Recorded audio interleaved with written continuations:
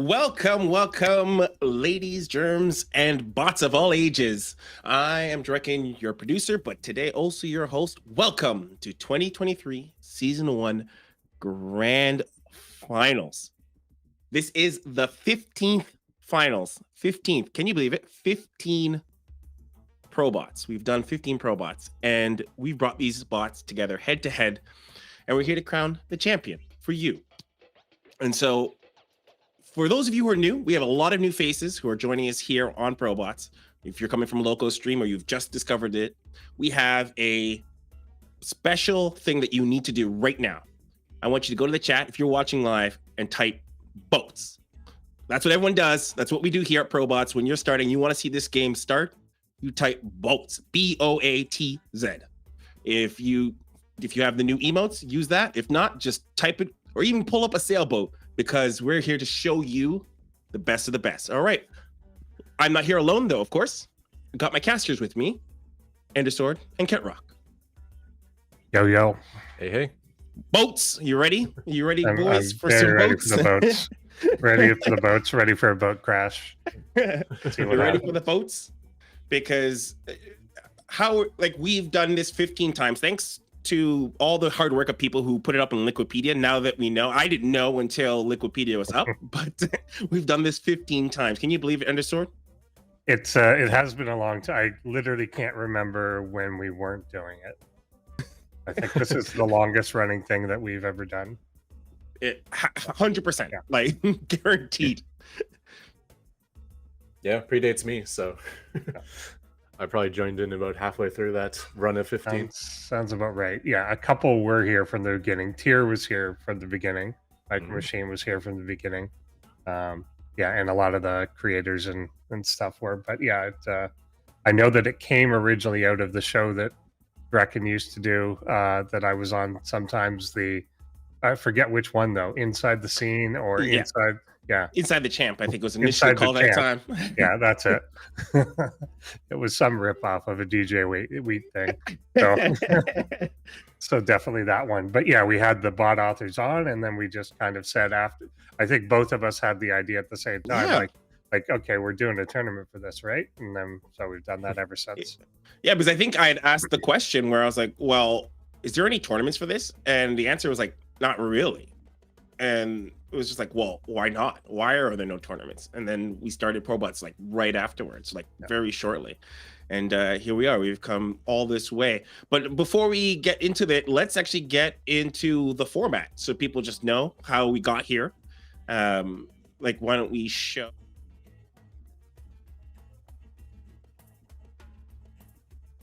Actually, you know what, Endersword, ketrock, you guys were here all the time. Why don't you give everyone the rundown of the group stages and how we got here, and then... Yeah, so it's kind of GSL style groups, or pretty much all StarCraft groups now, where you started off with 2 matchups.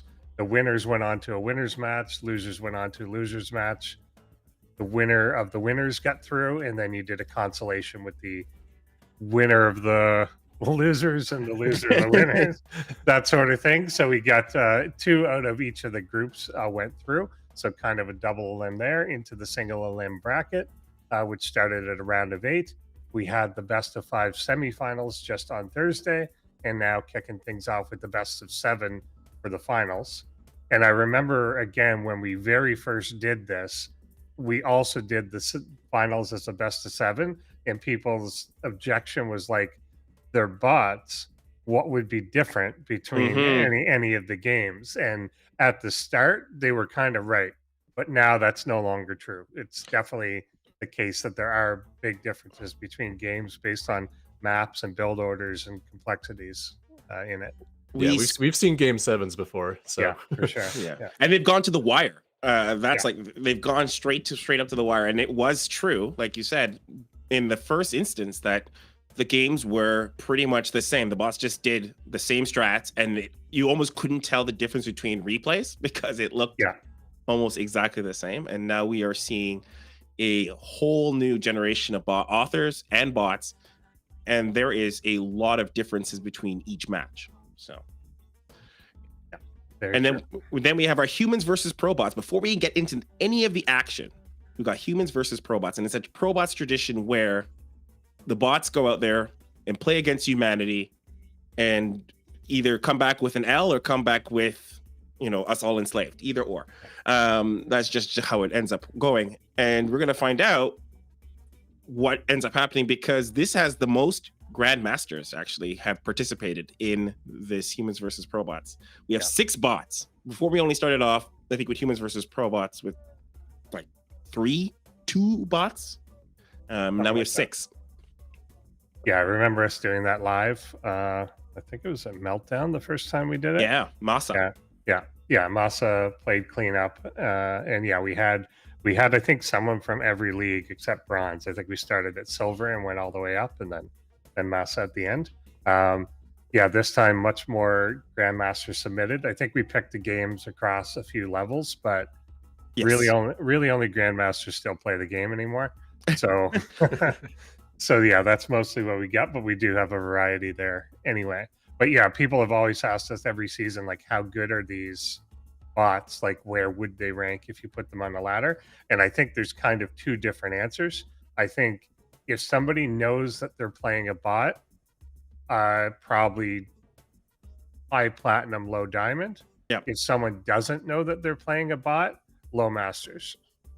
But they've beaten grandmasters before when they are caught off guard. When they don't know what it is. I think it's because of the style that because people don't expect the micro to be so big. If you let them get into a later game or something like that, then they can be shocked by whatever. Or overwhelmed if they let them if they let some of the bots snowball. Some of these bots are easy to beat at the early game, and if you ignore them or underestimate their early game, they're going to ramp up their production machine and absolutely devastate. I don't know if anyone saw the local video with -0 versus Holy Hit, and he underestimated a little bit of the micro, and it just styled, right? But later on, he obviously beats -0 when he figures out exactly how to exploit it, and which any player can do once they know. Yeah, that's the key. If you know kind of how to cheese it, or know you just know that it's a bot and that it is exploitable or has blind spots, then you can do that. But if you don't know, they're more dangerous. Speaking of which, Ketrock, you have a bot in the humans versus ProBots. Did you do anything specific to exploit the humans? It's tough. You can kind of dodge that exploitation by bringing a whole bunch of different builds and variety. But at the same time, you're like, well, he's probably only going to play this bot once, so why don't I just bring in my best versus human build? So, of course, if you do that, then if they play it like 3 or 4 times, obviously they're going to have it solved by the 3rd or 4th time. But for me, it's just getting past all the issues with real time. It's actually a large effort for bot authors to make these bots work in real time, because the API isn't so reliable in that mode. Yeah. So that's probably why you only had 1 or 2 bots in the first season, because it's a significant effort. And just before we even go a little bit further, I want to address the elephant in the room. Yes, Andy Man isn't here, but he's still around. But we're just holding off. He wish he could be here, and he sent us his love to all of you. Yeah. That he's in the woods. He's. Were we supposed to reveal where he is? Maybe it was I don't know. Be a secret. That's pretty vague. It's pretty vague, but he's in the woods. Everyone check your local woods if you want to see Andy Man.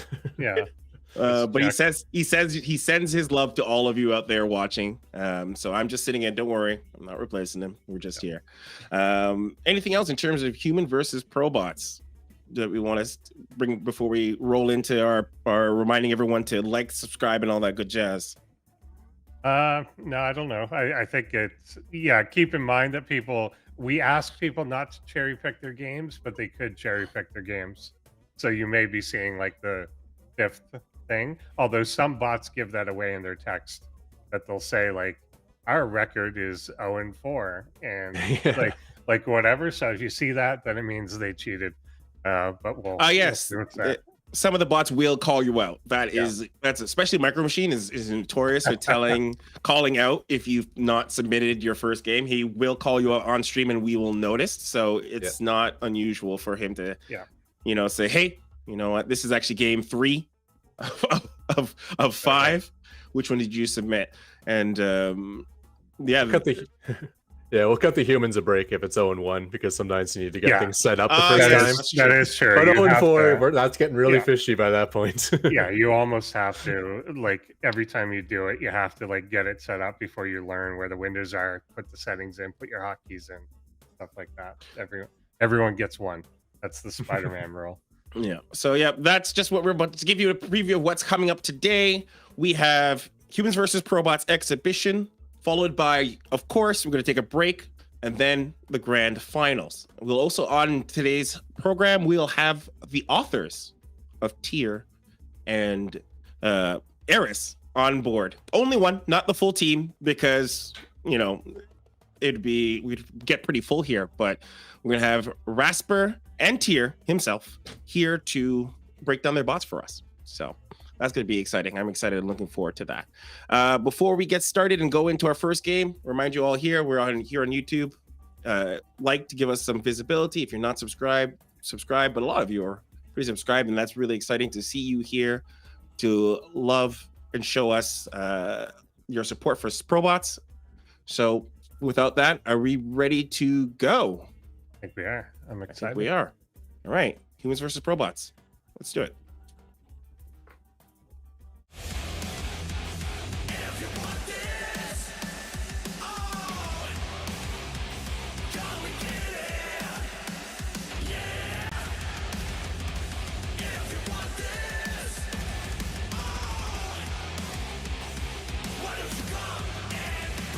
All right, so I'm assuming that there is no automated intro for our human players.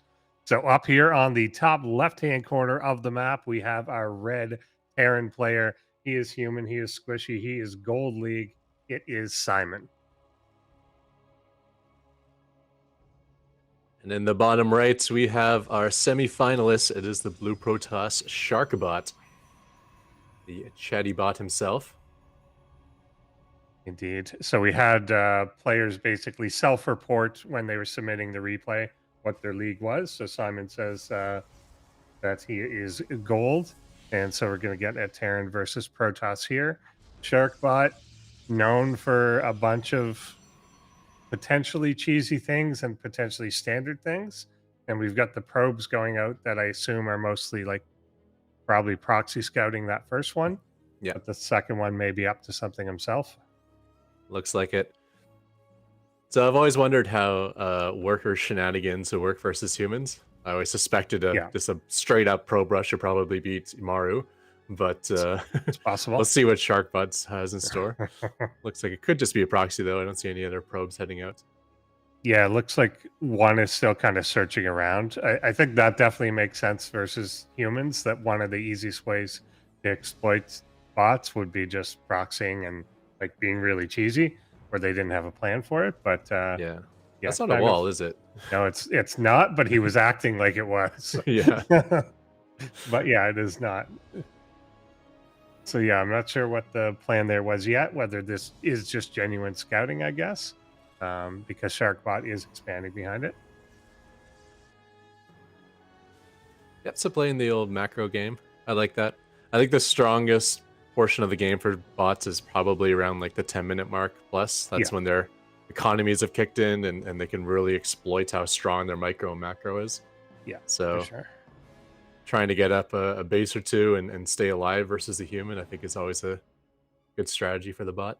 Yeah, it seems to be the best way to go. And of course, not just micro on the small scale, but micro on the fact that it can control multiple screens worth of stuff at the same time and not care, is often the key. Humans have to actually look at something and control it, whereas the bots can just send it everywhere. So if you're just attacking on 4 or 5 different fronts, then that can be very distressing to a human being.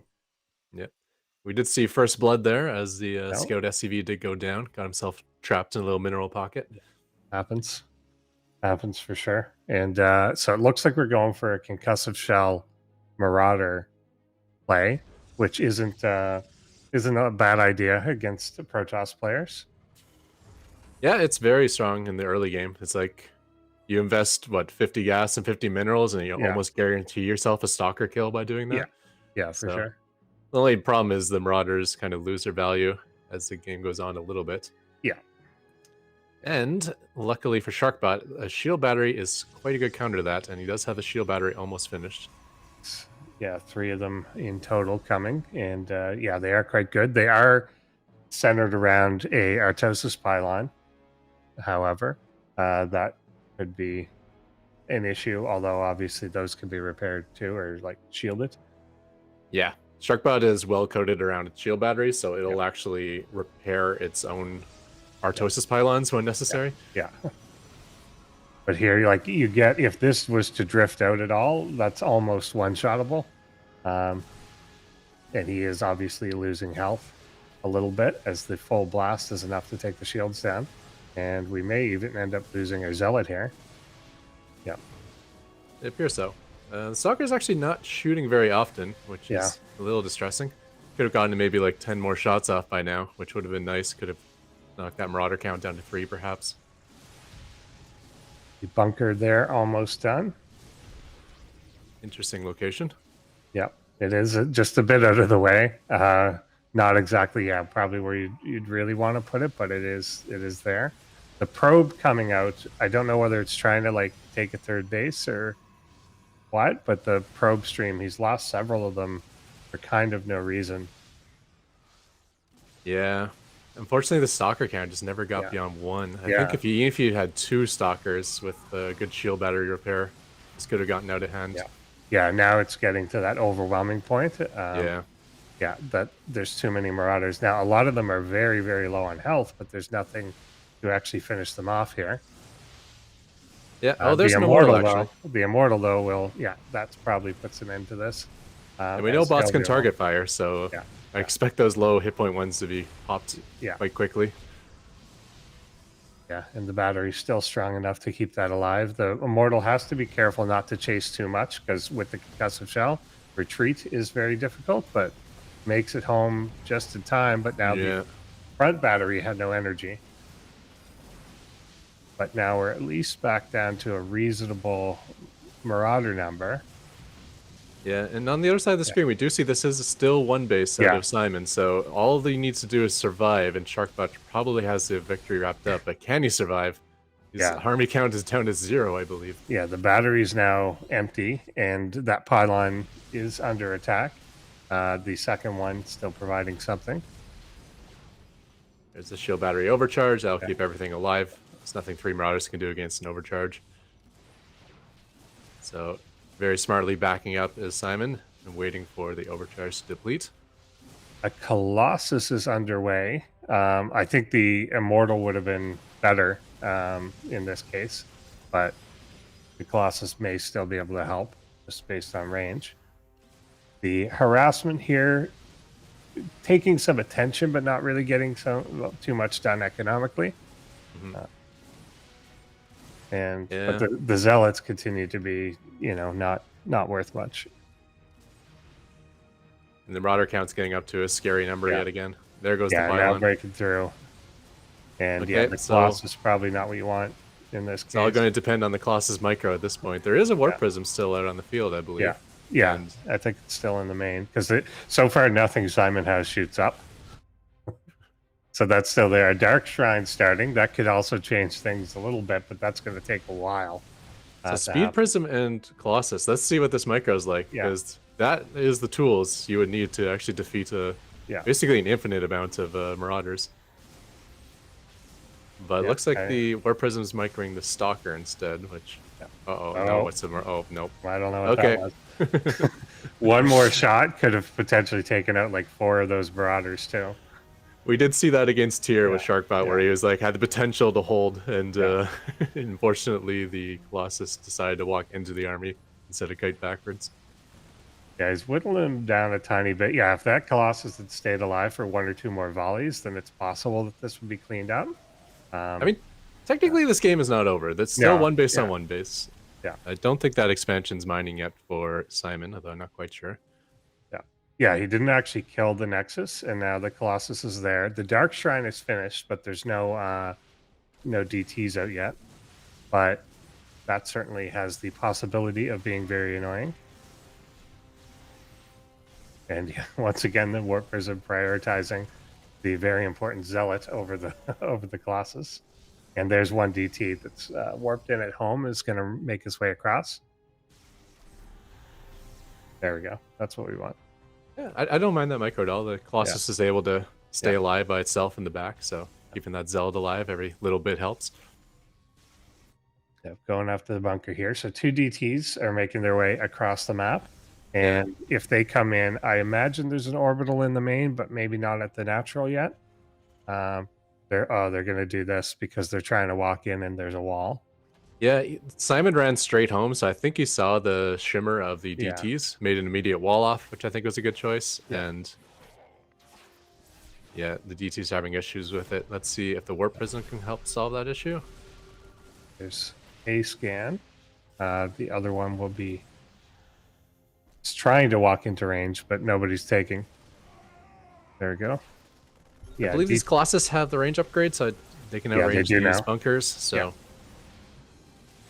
do now. The DT is still staying alive, but it kind of wants to kill itself as it runs back into the bunkers. But another one coming. He may be out of scans now. Yeah, this is looking pretty good here. I think he's going to break in any moment. His sharkbot, he's through. What is the detection situation for Simon? I don't see an engineering bay or Raven on the production tab, so I think he's fully reliant on these scans. I think so. And there's enough DT there now that even in the scan with them being shot at, they didn't actually go down. Warp Prism does micro the back as they get low. There's a third one up there that is now finding a way in.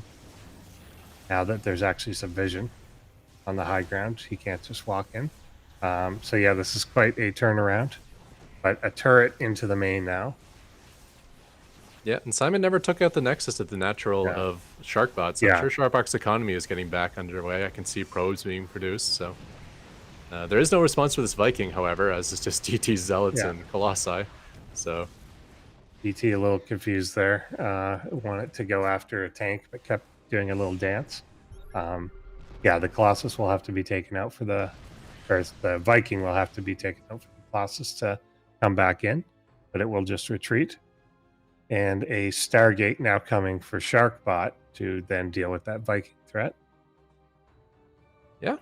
But yeah, he's totally reset the economy, and you got to end up having Simon mine out pretty soon. Still unpowered are these structures in the front for Sharkbot, which is strange because in the semifinals we saw Sharkbot continually sacrifice probes to try to repower a structure. And now he's just like, okay, I got 5 structures unpowered, no problem. It's totally fine. Storm on the way for Sharkbot. That's optimistic. The DT's there kind of looking for somewhere to be. Where is that turret? Oh, yeah, right in the front. Okay. That makes sense. Yeah, I'd love to see Simon get these workers back on it. That the attack ended a little while ago, so I'd love to see that second base of economy come.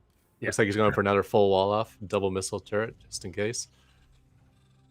Yeah, makes sense. It'll be basically down to whether he's fallen too far behind in this pushback. It didn't end the game, but Sharkbot's economy is basically running full steam, but it does feel like he's with the unpowered buildings and stuff. I kind of wonder if he's maybe not broken, but it's disrupted what it was trying to do. Yeah, I think that's very likely. However, having those gateways unpowered might mean he's more likely to take a faster third base, and I think that would be a very good choice at this spot, as Simon is very much turtled in, at least for the next foreseeable future. DT coming in now will get spotted and shelled to death. Trying to avenge his brother as this DT, not so much. Not going to make it. Archon might have been nicer. And another warp prism coming out. The warp prism definitely was helpful, even though it was spotty on what it was picking up. Sometimes it definitely kept a lot of things alive.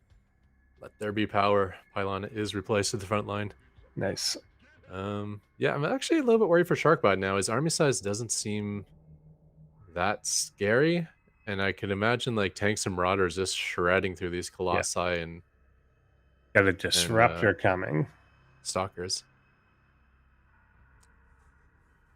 The one thing is, though, Simon still doesn't have any mobile detection. He is banking up resource or energy on his orbitals, But pushing across the map with just scans, eventually there's going to be a point where the DCs will start shredding. Yeah, Oh, Storm. Okay. yeah. Yeah, Sharkbot's very good with Storm, actually. I think he's the best Protoss bot with that spell. Simon doesn't really have, like, it's Marauders and tanks. It's not things particularly susceptible to it, but still, I guess the Vikings a little bit. And yeah, it feels like Sharkbot is almost like the pathing is just confused by the full wall off. Mhm. Although this absolutely. Colossus getting in is kind of cute.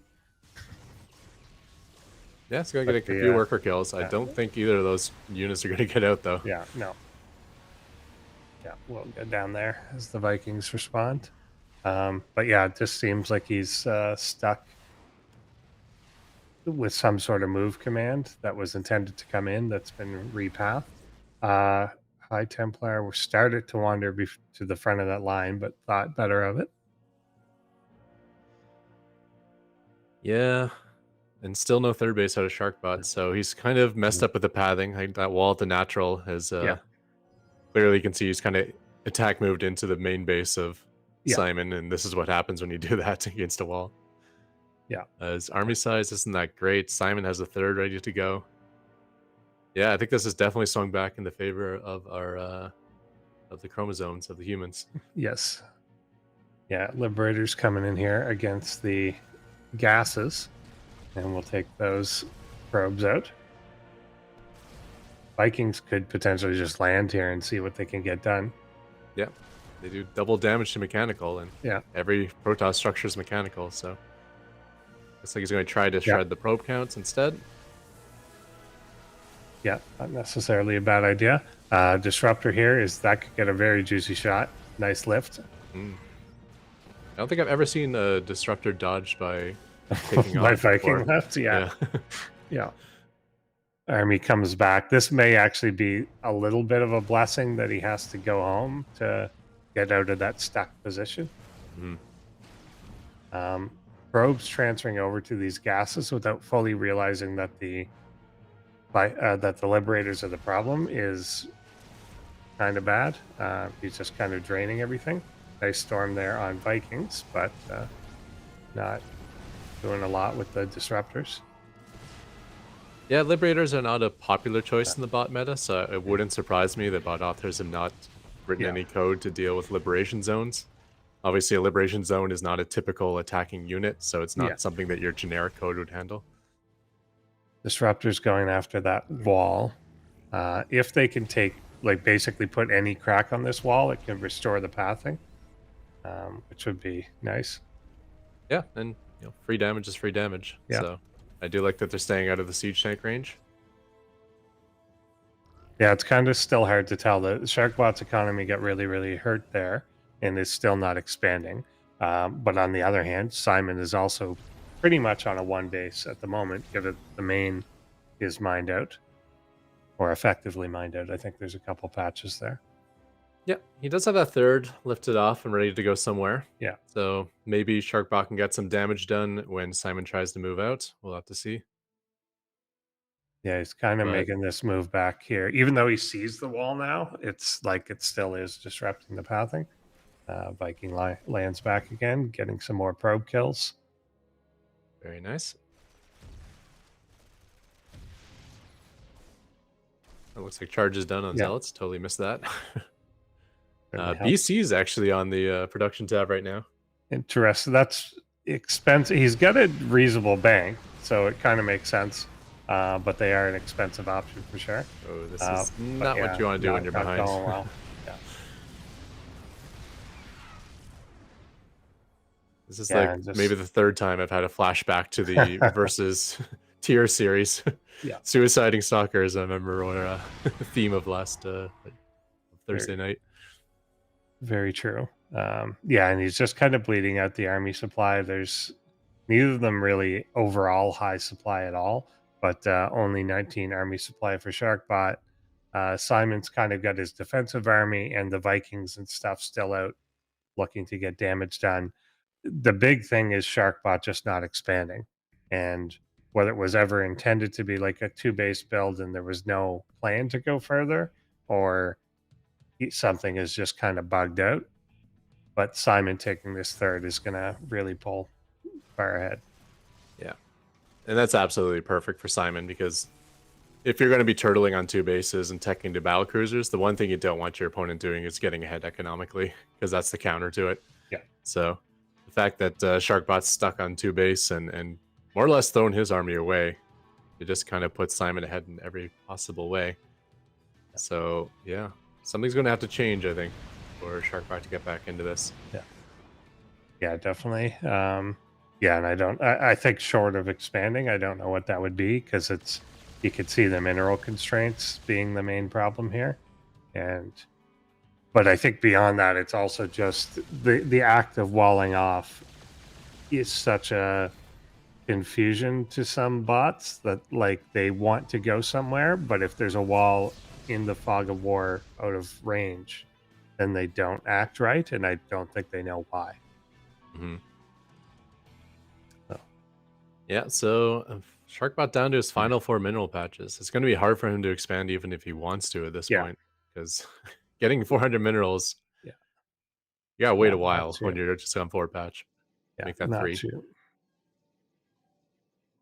Yeah, there's many probes. Long distance mining could become an option, but you got Vikings up there. If they did long distance mine, they'd probably just die to those landing. But I think the BCs now coming out may be looking to end this game with 4 of them. And I think they will probably be successful, because even if they fight in the shield batteries, there's just not enough anti-air damage coming. Yeah. 4 BCs, that's over 2,000 hit points. 4 BCs versus 4 stalkers. It's probably not the matchup that you want. Disruptor, a little confused. Yeah. It looked like the Disruptor is actually reacting to the Liberation Zone, so maybe some of his units are aware of it. The probes certainly aren't. Simon being pretty passive. The 3rd base has landed, but I don't think it's been used yet at all. I don't see any probes there. So maybe used for meal drops, but I don't see anything starting. Not that it matters. He's got plenty even banked. Yeah. We've got plenty already built to end the game. Doesn't really need anything else, but BCs will float in now. And assuming at Gold League you can only handle one thing at a time, I don't mind him dedicating most of his effort to microing the BCs. Yeah, tend to agree. And I think he's probably overestimating Sharkbot here, or thinks that there must be more at home to defend than there is. So I think he's tentative about moving in, but I think once he finally realizes, like, the army that you saw on the map is the only army. That's all there is. Besides a scan or 2 as well, Simon's been playing mostly blind up until this point. For all he knows, he could have gone across the map and found 5 bases, but actually no, as I say that, he was doing some of the harassment with Vikings, so he had a good idea what was going on. I'll take it back.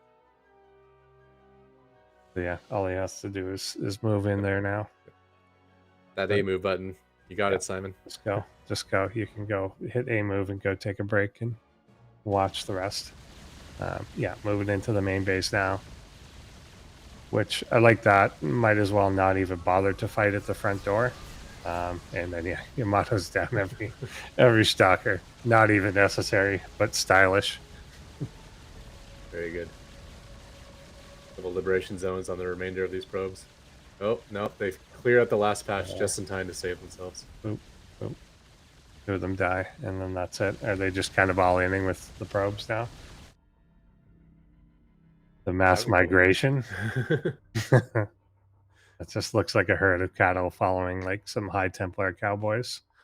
I'm going to predict somehow that those probes are going to get stormed. Yeah, that would be fun. It is weird how they're moving. DT's coming to the somewhat wall. It's a Templar attack. And I think we're going to get an elimination any moment here. Yeah. Oh, no, sorry. I got the blue and red mixed up on the minimap. Yeah. There's only a small patch of red left to liquidate. It'll be a little while. Yeah. Fun. Just kind of sacrificing themselves to the tank fire. Shield batteries are pretty effective, but Just kind of no doing there. Yep. Cannot shield repair themselves, unfortunately. Yeah.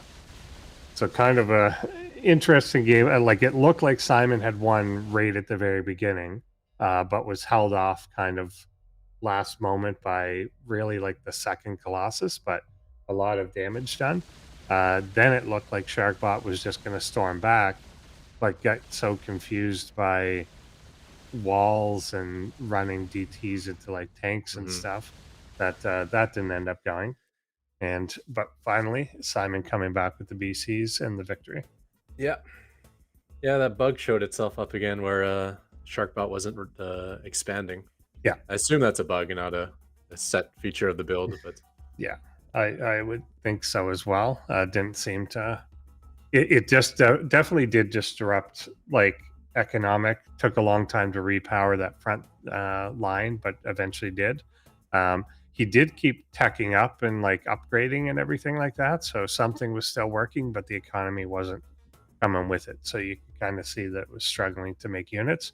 And then just the pathing, I think, was the other huge issue because there was also a period of time that even with the wall and tanks and everything, I think an A move in would have overwhelmed, but didn't. yeah. It's too bad because I love Sharkbot's late game. He'll like Yeah, not after he expands, he starts setting up forward banks of cannons and batteries, gets lots of tempests. That would have been a nightmare for a handful of base species. indeed. So humans up 1-0, and we're 1-0, going yeah. into game number 2 with a human versus a bot, and we'll see which ones those are. I think it's another Gold League player versus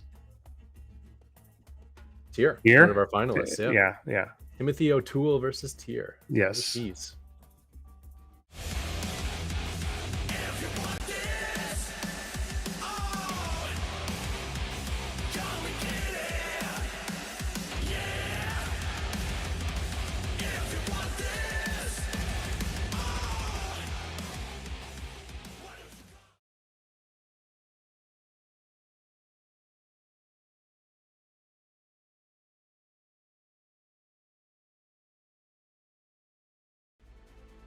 Tyr and Gertians. Here. It's not playing the audio, right? Just the thingy. Yeah, just yeah. the image. Yeah. So our Protoss player is self-reported as Gold League. Timmy O'Toole is Bart Simpson's alter ego when he fell down a well in one of the early season episodes of The Simpsons. I thought that sounded familiar. Yeah. Thank you. It was he put the two-way walkie-talkie or whatever it was down there, and then said, "It's me. I'm Timmy O'Toole," or whatever. So that was where that name is from. And yeah, standard openings so far. Protoss not going for the wall off. Yeah, Human already has the advantage as he is a one level of foo higher than That is true. Tier. Yeah. That is one extra foo. I'm not sure. Do you know the name? Like why that? Do you know why it's foo 5, 6, 7, 9, etc.? These are the default names that show up. These are the default names. I don't know why they're the default names now. Yeah. However, it is one line of code to put your name into your bot Yes. auditors. So just keep that in mind for next season. Exactly. Yeah, and you can, when you play the bots too, there's a slot as you enter the game, or not, like before you load it up, to put your name in, and then it saves that name on the replay. So that's kind of how we know. So even though it's not showing here, that's how we know that this is Timmy O'Toole.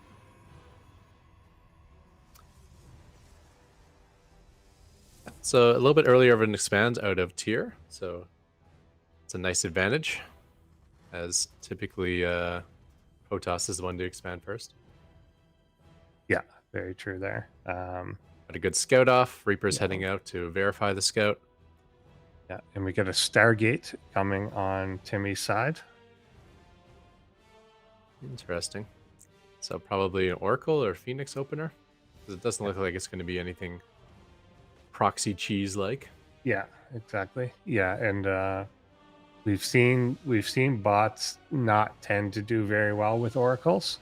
So see how a bot does maybe against an oracle. Phoenix we very, very rarely see at all. The whole lift up mechanic and everything, I imagine, is pretty hard to do. Yeah, we've seen a lot of Phoenix as like an anti-air unit. Yeah, but but not as a like humans tend to use them like the early openers. yeah, and they do lift, but they don't really work together as a group. We'll say, Yeah. like humans use them, like Fly and 8's Phoenix start picking up things one at a time, while the other 7 shoot them down. Yeah, so it is an oracle. So we'll see if that goes out early or what happens. And more gateways. Yeah, I don't suspect we'll see any Vikings or missile turrets by that point, so it's going to be on the Marines to kind of keep the Oracle damage at bay. Yeah, and it is going straight across to the bottom corner and probably swing over. And straight up to 4 gas for Timmy O'Toole there, so you might have some high-tech, low-economy plans. Might make some sense with the Stargate and a second Oracle now into a Void Ray. So no kills on Oracle yet. Okay, finally gets one SCV. But then, and that's it. Yeah, maybe a Marine as well. I couldn't really tell, but yeah, I think I see one damaged Marine. I don't know if one got finished off. And yeah, there comes the second Oracle. So maybe this one will do a little better. But the tier definitely responding pretty well to that, going after it in the mineral line. So yeah, one Marine. Yeah, nice little split of his Marine forces too. He rallies some in his main and some in his natural, so he can handle this sort of thing somewhat quickly.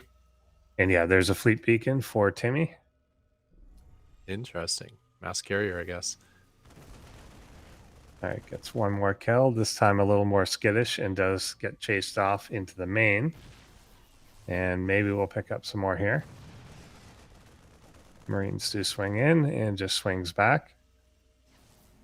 Okay, so being a little more exploitative of the fact that all the Marines move. Yeah, yeah. Yeah. Looks like he's out of energy though, so yeah. Not the end of the world. Oh, finishes off one picking off that building, but yeah, now out. Very low, but will escape. Yeah, he did lose a lot of hull damage, so that's small gains, I guess. Might be easier the next time. Now, one thing being Gold League again and maybe focusing only one thing at a time, that whole time, nothing was on the production window.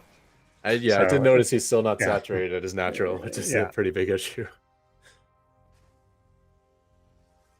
But we get 4 pylons to alleviate a bit of a supply block and getting a second Stargate now. And there is, I think, the first carrier underway. And a mothership. Wow. Potentially good to confuse the bots. Third base as well. And really no defense at all. What does he have? Maybe like a stalker and a void ray? And one zealot. Don't underestimate the zealot. Don't underestimate the zealot. That's true. So we have seen Tyr do timing pushes with Stim before. I believe his Stim is done. Yeah. So yeah, could definitely move out at any point. The Void Ray waiting on or the Oracle is swinging back in. It has 7 kills now. See if we can get a few more for Timmy. This off 1, almost 2 SCVs, swings down to do the same sort of tactics. Yep. He knows how to out micro Tyr at this point. Yeah, he's very low in health, so can't get tapped at all. Okay. Very, very close. Idled as long as he could without losing it. 13 health, no shields. So 13 SCVs for a couple oracles, pretty good, and that last oracle's still alive. So okay so far, but very little damage to either side so far, 7 minutes in, and Tyr is taking the third here. Yeah, and that's killing 13 workers and still being 3 workers behind. Yeah. And Tyr has a third base, and Tyr has mules, so It's really going to come down to can Tyr deal with battle cruisers, because in terms of economy, I think he's in really good shape here, despite the Oracle harass. Yeah, the mothership there is done, and looks like Timmy moving down, but still only like the one carrier with this, but two more almost about to pop out. Yeah, and Timmy has gotten away without building any gateway units, so the fact that all of his money is going into his sky tech is it's pretty powerful. So despite the smaller economy, he's kind of been able to cheat out this very large sky toss army. So I kind of like the spot for him there. Yeah, looks like he's getting charge and more zealots too, so that kind of does complement this. Gives you something to spend those minerals on. Yeah, definitely. Yeah, definitely need a mineral dump. Large Viking count out of Tyr, so I think he may be aware of what he's up against. Yeah, and I don't know if has he scouted it at all. Like, I guess he saw the oracles, so he knows that obviously there's a Stargate, and maybe basing it on that. But you know, but I don't think he's seen anything like carriers or anything to really indicate. The Oracle is going back in again for more. 11 kills on this one so far. I'm gonna predict it doesn't make it out this time. Now we got Vikings. That makes sense. Yeah, yeah. It is fast enough to obviously retreat in time, but we'll have to see. Yeah. Well, yeah. One Viking comes in, looks like he knows it, but not quite. Almost. Yeah. Okay, so Oracle is down. We do have oh, I don't know the colors of Protoss well. Is that +2 air weapons? in Yes, that's +2. Yeah. Okay. Which, yeah, good decision there to go for the extra power on the interceptors. And charge is about done. Neither of them really near maxed at this point in the game, which does seem a little bit slower for Tyr. So whether the economic damage, you know, what was that, 15 SCV, something like that, is significant-ish. But it does feel like maybe a little slower. But we'll soon approach that maxed out state. Timmy, not so much, but going up for a 4th base. And yeah, it looks like Tyr is potentially moving out now. At least moving. Trying to. Doing something. That is what I'd like to see, though, because he can set up his 4th base in the background, obviously, where taking out the 4th base of Timmy at the same time would be perfect. Okay, so we have a Reaper and a Medevac leading the charge. A couple scouts, we'll say. So yeah, the army being drawn over to deal with the Medevac, and which was empty anyway. Yeah. Baited out a nice little Void Ray kill there. Yeah. Yeah, nice little fight here for Tyr, I think. Pretty good. He's took some damage, but the stim was awesome. He got the mothership down. Now he's getting right underneath the carriers. Yeah, he had the time warp further back, but most of the Marines made it out of there. The carriers are now in trouble. They have to pull back. A couple of them die at least. With the kind of cliff advantage, they may be okay. But yeah, definitely a good push in. So he gets the 4th. The anti-air is very small now for Tyr, but so is the interceptor count. Yeah. A couple of lock-ons with these cyclones is nice. He was just moving there for a second too. Moved the attack. Yeah. Okay, Tyr decides to pull out. Could have perhaps pushed for victory, but I don't mind that at all. You know, you got your 4th and 5th base on the way. We just put your Protoss back down to 3. Yeah, so get a bunch of Vikings and Marines a mothership and 5 carriers. 52 interceptors can be replaced. The zealots melted pretty quick. I think the idea of having a lot of zealots under that was good, but 15 wasn't quite a lot, and they got really shredded quite quickly. Yeah. I mean, it looks ineffective, but it also means that the interceptors are not being attacked that entire time the zealots are alive. Yeah. So, with a couple more carriers, it could have maybe looked overwhelming. Once again, we're going to see a similar fight, except this time it's even better for Tyr. Yeah, Vikings cleared out, but now the Marines will charge forward, and there's no escape this time. Love that stutter step. They also don't. I think it's important to see too that they don't really go after the interceptors. They ignore them and go after the carrier itself, which is probably good. Yeah, because Interceptor is actually not a clickable unit. Yeah. So for bots, there is no option to target fire. Yeah. And since bots love target firing, they don't really A move. Yeah. They'll probably just go, okay, I'll go to the carrier next. That's the next clickable target. Yeah, makes sense. And yeah, now collapsing on the natural here, and the last carry does drop. GG out of Timmy, and Tier takes this one to tie it up for the bots. Very well played. Yeah. Tier's looking impressive, I gotta say. Yeah, I thought that In was a matter pretty... of like one update, all of a sudden he's looking like really, really strong. Yeah, pretty good there. I think good attempt to exploit what Tier... So obviously Timmy there assumed that Tier was going to be passive for the first while because he just didn't defend himself at all. There was nothing there. If any attack came, he would have been dead. The Oracle harassment was pretty good. I think it took him a second. The first one died with, 1 or 2 kills, but basically nothing. Then he kind of figured out how to exploit that a little bit, and the Vikings eventually shut it down.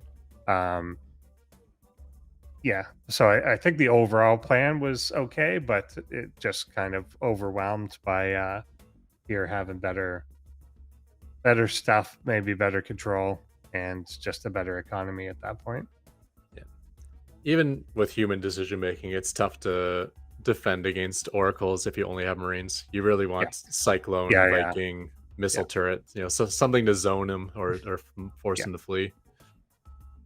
So oracles are quick and they can fly over those terrain blockers that Marines can't. Yeah. That is definitely true. So we're going on to game number 3 here. We're going to get a human against Ketrock.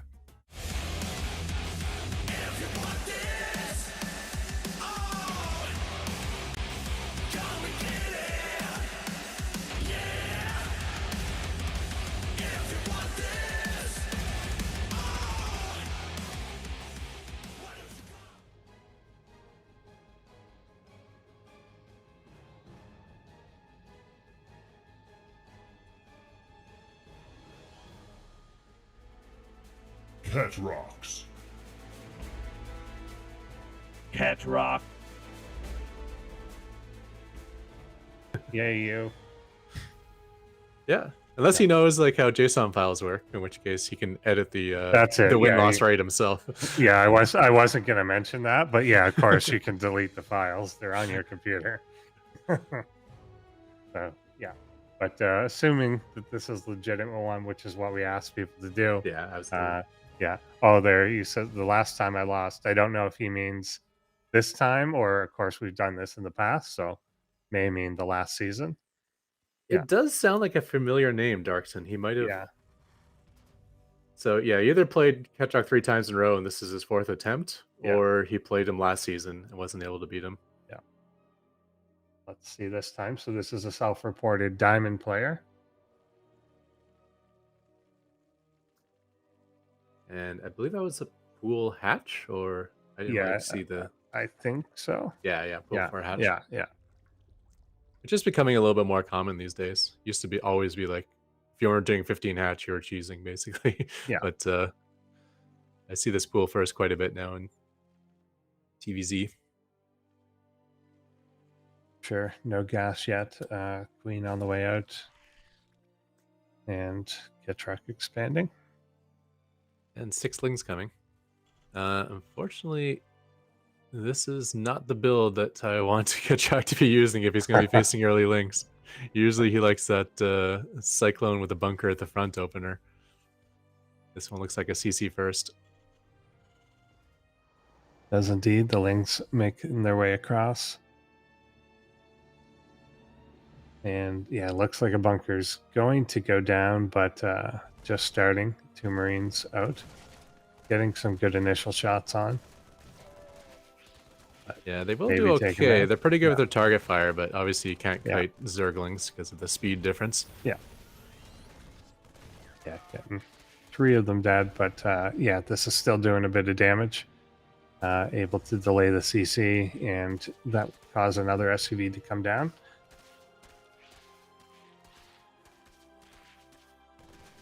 Marines are coming at 1 at a time. Hopefully, we do see no more lings on the production tab, so eventually this will be held, but yeah, the damage is already overwhelming. yeah, had there been more of a follow-up, then yeah, it could be game ending right there, especially since there is no wall. But now stabilizing, 4 coming across, may be able to hold this time with 2 Marines out, but one's really damaged. Is the bunker going to be done? Just barely, I think.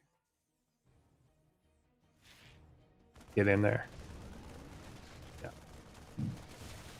But again, definitely CC being finished right then helps too. A Widow Mine close to that many SCVs is scary. But it works.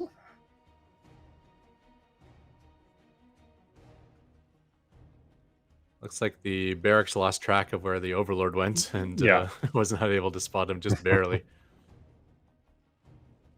I was a little bit worried that might just end the game right there because with the barracks floating, that means there's no more Yeah. Marine production. Yeah, at least the factory was down. But yeah, that I think definitely, even though that's not huge in terms of minerals, 6 SCVs is pretty big to be losing that early. And then the delay of the command center by at least like a minute, also pretty impactful. But that said, he did make 10 lings. That's 5 larvae, so Yeah. there's a little bit of compensation there. Yeah, and he is now on the flip side defending himself with spores and spines. So again, that's a little bit more. So yeah, the advantage not as high as you would potentially think. Yeah, he's definitely played ketrock before. The stack defense usually performs fairly well against my bot. It's a good way of zoning out its offense. Really depends on the play strategy, though, that my bot chooses. Against the humans, he won't announce it at the beginning of the game for obvious competitive reasons. Yeah, makes sense. Makes sense to do. You should just announce the wrong thing. Yeah. That would be, just... Well, that's what sharkbot does. He's a Yeah. random bot, and at the beginning of the game, he says his race, but he says a random race. Nice. So 1 in 3 times, he's telling the truth. That works. That works very well. So we're going up to a layer, and we're getting some roaches out.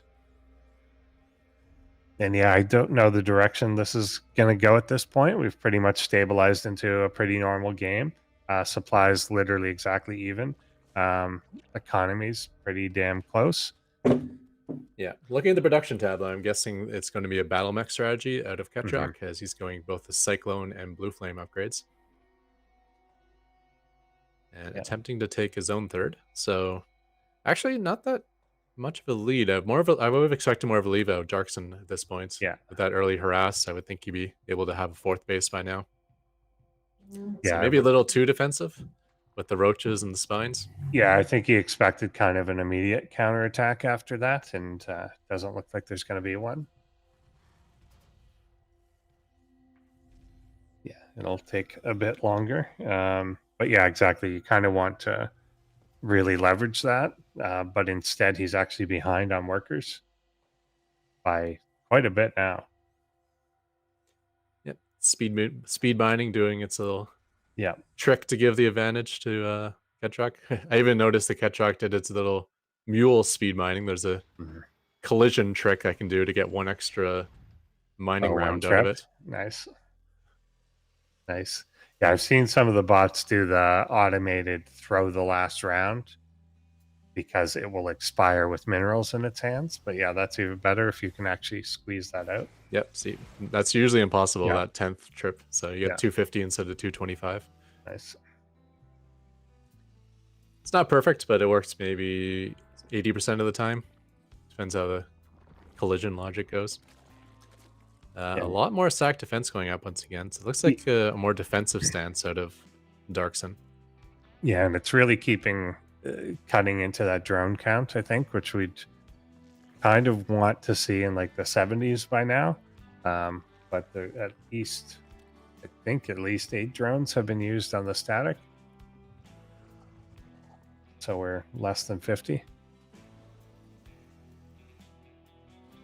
And he's got defense versus Cyclones isn't the best thing either. Cyclones, if we can grab that lock, we can continue on.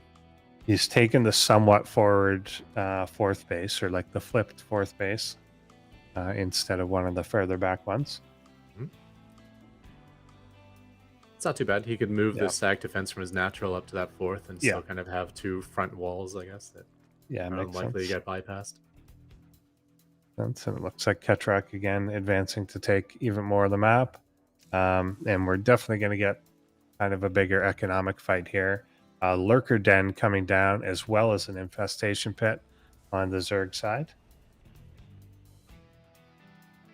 Yeah, a little surprised Ketrock hasn't attacked yet. Yeah, For some reason, the starports were very late, and I don't think the Cyclones like moving out without any air spotters. So instead, they're just like mass Cyclones, but all of them are sitting at home.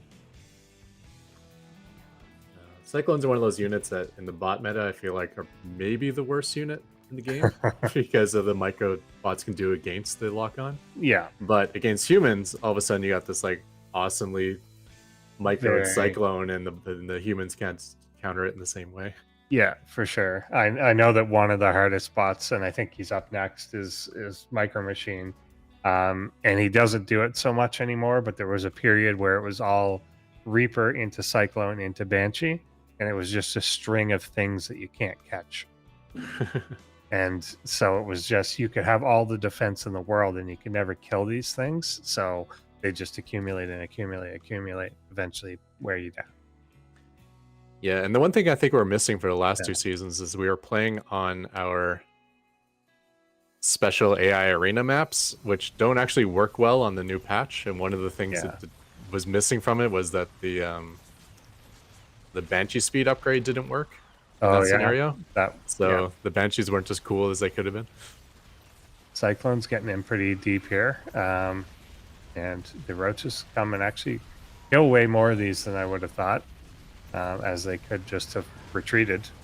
Yeah, totally. that is surprising to me as well. Usually the leash lane usually tries to keep the maximum range. So yeah, so they do get cleaned up. Ketrock's overall army supply not really that high at all. no, yeah, he just lost his entire army. So Yeah. that looks pretty painful. Kind of surprising. There is Banshees on the way. There's 3 planetaries on the way as well. But yeah, this is a bit surprising. I expected it to be higher, so maybe some part of this not perfectly working. And yeah, this won't get up in time. The random placement of the armor Yeah. yet again Yeah. is to kind of actually cost Ketrock this time. Yeah, that's not going Or to be great. well, you got that done? No, Yeah, pretty close. it was in the ballpark, but yeah, not quite.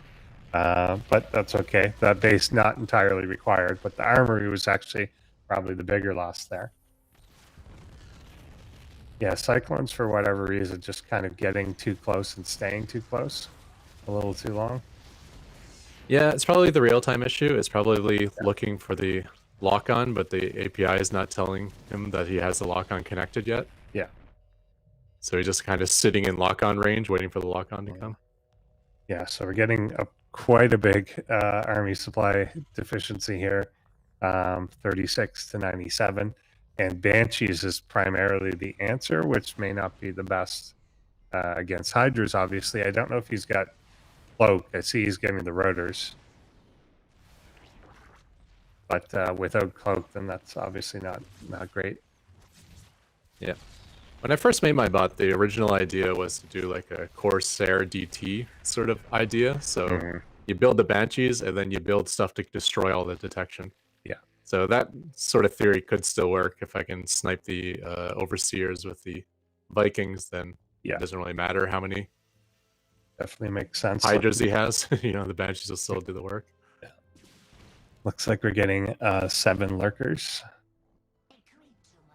being built there, and a bunch more lings. So I feel like Derrickson is looking to make a big attack here soon, as he's also maxed out. Ketrock's army supply is still only half, but the mass Banshee, again, yeah, you're right on like it's going to be a matter of if you can catch it with that many Banshees without detection for even a moment, then a lot of damage can be done. But it looks like Derrickson is gearing up to make a push. Just looking, almost like he's looking for the angle to do it. But a lot of backstabbing happening now. This base not even canceled, just dies.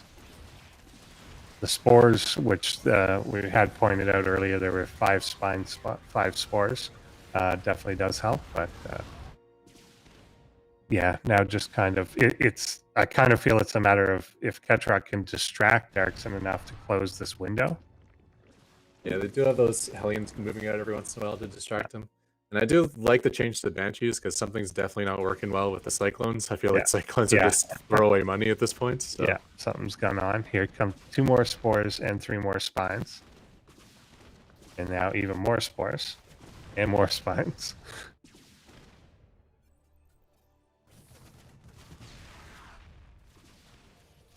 And the attempt at the turret slowdown doesn't quite work. Yeah. Surprised Darkson hasn't really kind of gone for it yet. He's been maxed out for quite a while. He's got a bank building up.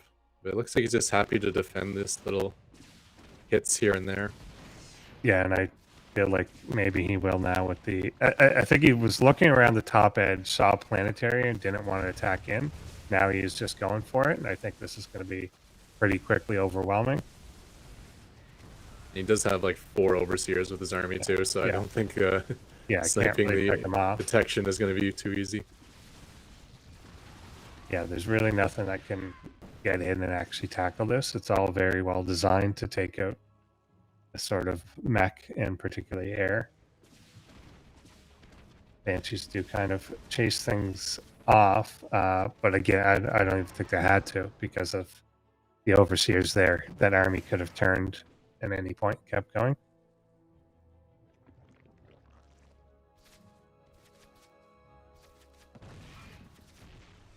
Yeah, some of the movement's suspect of Ketrock. Yeah. Usually he loves to like maintain all of his units, you know, prefers not to attack just to keep everything alive. Yeah. And now he's just got randomly floating units to their death. Yeah, it does seem a little bit odd, and there's been no point at which Ketrock's really grouped up everything to kind of make everything fight. It's just these small detachments, which is working distraction-wise, but it's just hard to take down the main thrust of this army at all. Coming into the planetary position yet again, repairs going down, but this is so much damage so fast that nothing really gets taken out. You know, however, the supply count has evened up now. Yeah. It's, you know, went from like, what, an 80 supply lead or something like that down to basically even now. Obviously, there's a gigantic bank for Tarson, but one good fight and the momentum of this build, of this game can change. Yeah. However, it looks like the good fights are in the favor of Tarson at the moment as he's getting these planetaries down more or less free. Yeah, all he has to do is basically go in, burrow with the lurkers in 1 or 2 shots, and it's dead. And here's now kind of that bulk Banshee army, but there's too much detection there, and they're a little too scared to go in, which rightfully so. There's way too much firepower to take this on head-to-head, but it looks like they kind of have no option at this point. Yeah, actually, the fight didn't go too badly, though. It's just the could have poking been back and worse. forth. Yeah, yeah, could have been worse. It's more that Darkson can just replace all this instantly, too. But now they've gotten out of range of the Overseers, and this could flip. Yeah, if all of a sudden all the Hydras die, then it's a potential disaster. And the Hydras are fighting like 3 planetaries at once, too, so... Yeah, now all these could just be killed. Okay, yeah, there goes the reset in the army. Obviously, not an issue for Tarson to rebuild, but still a gigantic victory for Ketrock there. Yeah. However, Ketrock was put back down to 4 bases before all that happened, and that's going to be a major issue.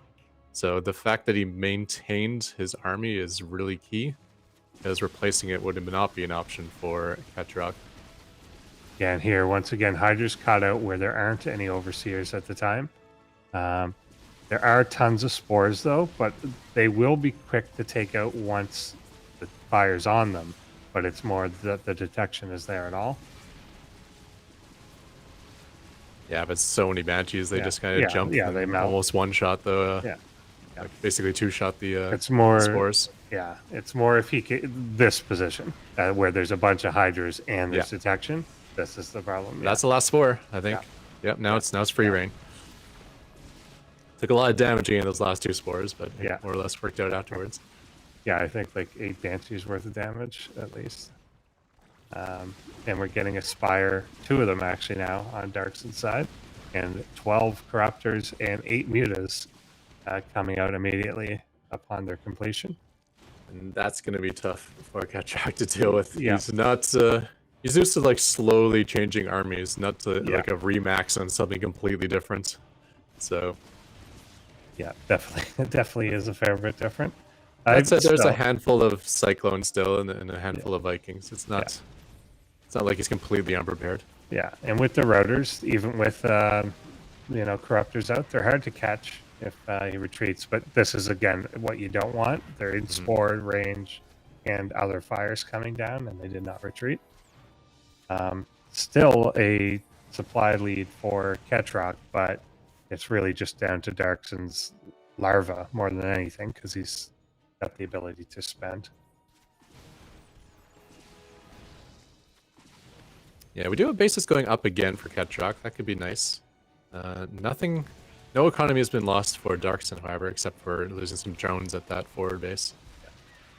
Yeah, and he's back up to 100, which is arguably too many. Not even arguably, it's just too many. But he's definitely got the initiative here again as the corruptors get in. And unlike the lurkers, there's really no way to just turn the fight on the corruptors. There's nothing that is going to turn around and kill them all. Turrets, though, if they just sit in them, then could eventually take them out. But this is still only half them. The other corruptors are with the army. Yeah. I'd say bots do a little bit better with Vikings versus corruptors. The ability to kite back in a efficient manner makes it a little bit more difficult for corruptors to trade efficiently. We're in here now. Yeah, it's as he gets close to stuff like the cyclones that he's got to pull it back. In here, kind of getting and in. Still doing okay, but yeah, you're right. Like the efficiency is definitely higher than it normally would be, with the ability to independently control all these units. Yeah, that was actually a great fight for Ketrock, with the assist of the cyclones underneath as well. And these are cyclones that still do like 100% bonus to armored, so they can cut through that. Right. You know, they ignore the armor of the corruptors, and they can cut through the hit points fairly quickly. Yeah, with some Hydra support here, doing a little bit better. The Banshees went off to the side again to fight spores. And it's an issue my bots had for a long time, where it always loves suiciding against direct defense. Yeah, and there's a lot of it out there, so a lot of opportunity. Hydras again. The Hydras, I think, if the Hydras could just stay with detection the entire time, I think they've been the MVP so far. But they just kind of keep getting out of that range and dying. Yeah, it's so hard for the human player because the fight is like more or less constant. There's no like, this is an attack, and now it's downtime for me to macro and set things up, and then another attack starts. It's like, no, it's just you are constantly being hit. Yeah. So if you want to do anything else, you got to stop microing for a little bit. Yeah. I like this. Is interesting. Like this. That's a nice one. Moving up the static defense, and I do like, as expensive as it is, and as much as it slowed down his early economy, this much investment into the static defense has definitely paid off. That there's just some sort of obstacle everywhere, so that Ketrock's not able to just backstab at will. Yeah, Ketrock's probably lost 50 Banshees because of the static defense at this point. So planetary is done, does kind of shut that offense down, but the wall is still there. Just trying to get in at these two overseers, prevent the Banshees from being as effective, but I think he's going to stop making mutas. I think the corruptors are probably better. The mutas have to be a lot closer, and then they just get really roped in and die. Yeah, this micro looks like an absolute nightmare for Darkson. Darkson is setting up stack defense, though, at this base, which I do like. If that gets up, we know it's only a matter of time before all these Banshees jump on it and die to the Hydras. Yeah, for sure. And there's not nearly as many Vikings here as there used to be, which definitely helps out as well. Hydras that just step too far forward die.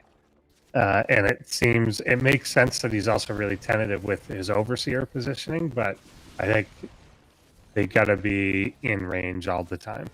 He obviously wants to keep them back so that they don't die, but Yeah, I gotta say though, these fights are looking really good for ketrock, and he does have a Yeah. lot of bases. Those spines in the top are going to be a big issue because ketrock will continually attempt to take that refinery and just constantly be losing refineries and SCVs in the process.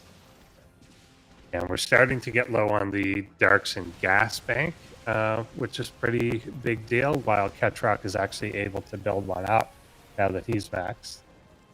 So this could turn at some point. If it becomes a fight of efficiency, then it's really hard to beat a bot, particularly ketrock in this one, because everything about this is just efficiency. And one other thing that's nice to see, one of my more newer features is I have like a banshee and a raven that kind of travel around the map dealing with creep tumors, and you can see the map is actually not that purple. Besides the bases being connected, the middle of the map's more or less open. Yeah, definitely good, and it takes a lot of attention to keep those tumors up. So, and like you said, the humans not really had a break at any point. But doing the dwindling army supply by Darks are now only at 50, overall army supply at 142, and the gas is really starting to become the issue. Everything that he's building is very gas intensive, and it feels like the army kind of got totally reset just now. And the banshees actually jump the spores, but there's no hydras or corruptors left, so it's actually not a terrible suicide this time. Still not great, still but, a little bad, but not too bad. And now the overseer's dying as they kind of come in, and again, they become expensive to replace when you're trying to make 4 or 5 at a time, and everything is demanding on your gas. So again, I like the static wall. Definitely worth the cost for it, but there's not the same army to defend it anymore. There, you get the meat grinder again. Yeah.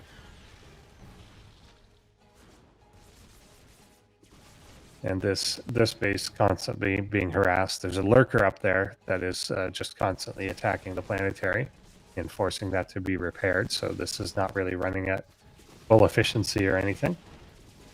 Yeah, it's really tough to say how this will go. I'd like to see the units lost tab, but like I like the economy of ketrock. I like the trades that are happening over here, but just the suicides into the spores, and then like the constant drain in the top base because of the spine refinery combination.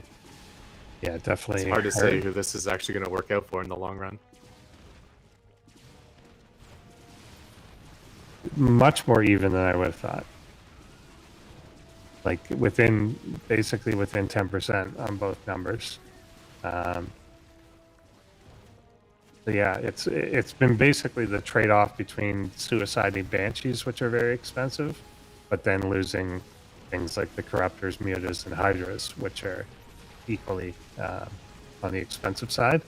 Now maybe breaking through. It's really only breaking through level 1 of that wall though, because there's there's a second wall behind the first wall. So yeah, again, we're going to suicide on even more spores, but at least kind of reclaiming like the high ground a little bit. The real key here is that the cyclones gaining high ground will take out the things more than obviously the banshees will, but they're going to be tentative to do so as long as there are spines there. But now there's only spores. Yeah, but the cyclones are flying as well because they sometimes don't know when they have the lock on, which is a problem.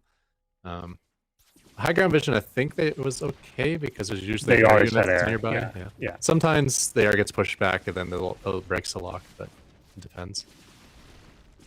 Yeah, a couple more lurkers being mixed back in.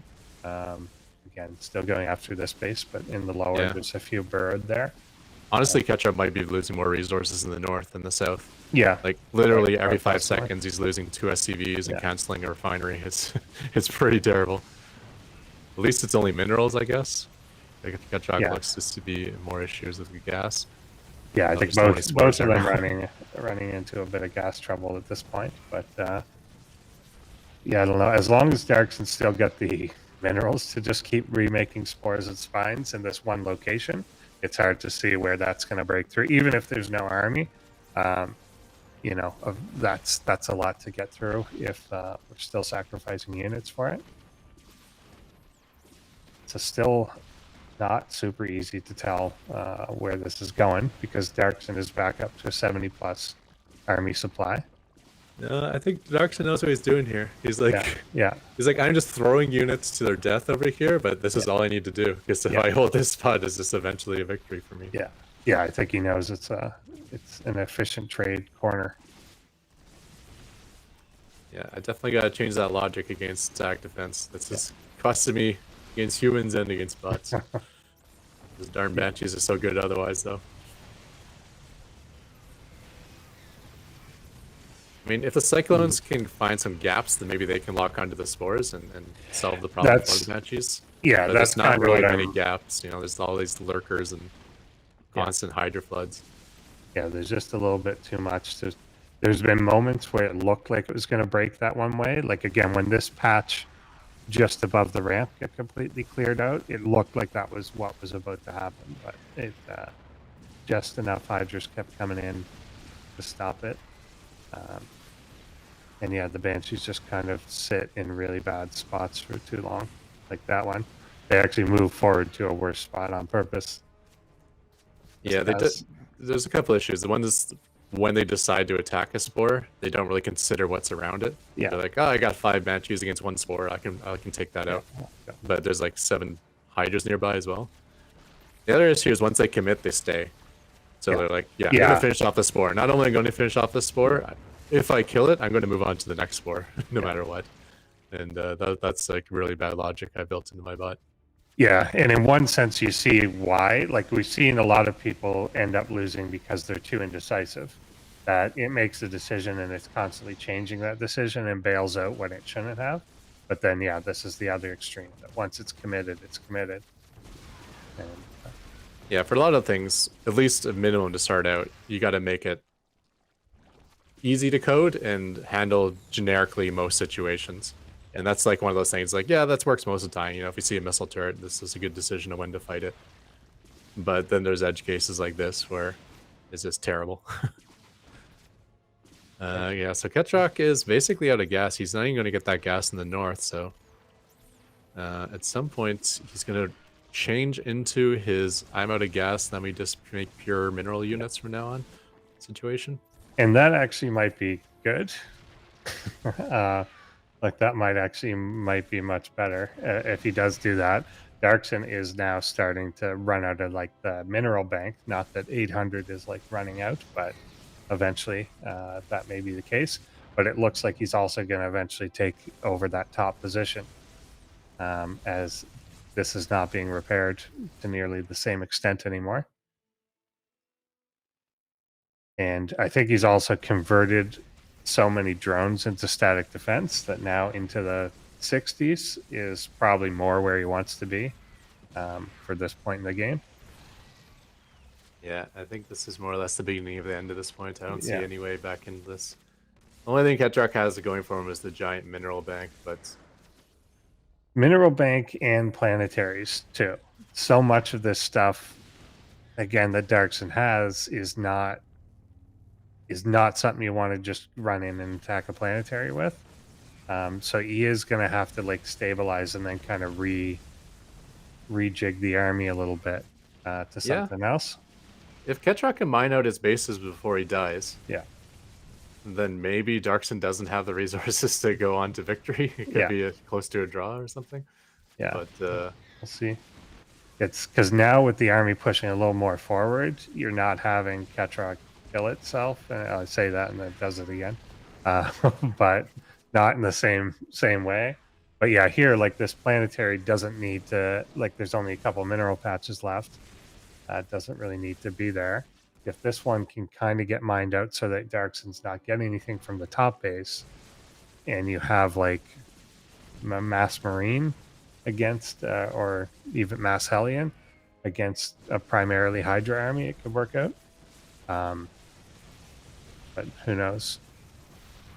actually, Yeah, it's starting to get cleaned up. just a couple of units made it up to the north. Yeah.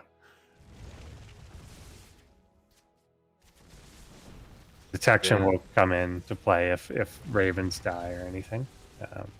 Okay, so Darkson's army supply is about 150. Looks like he has enough resources to max out. Badly timed mules. I mean, it makes sense to at least clear them so that they can't be taken, but which I think almost exactly is what he did.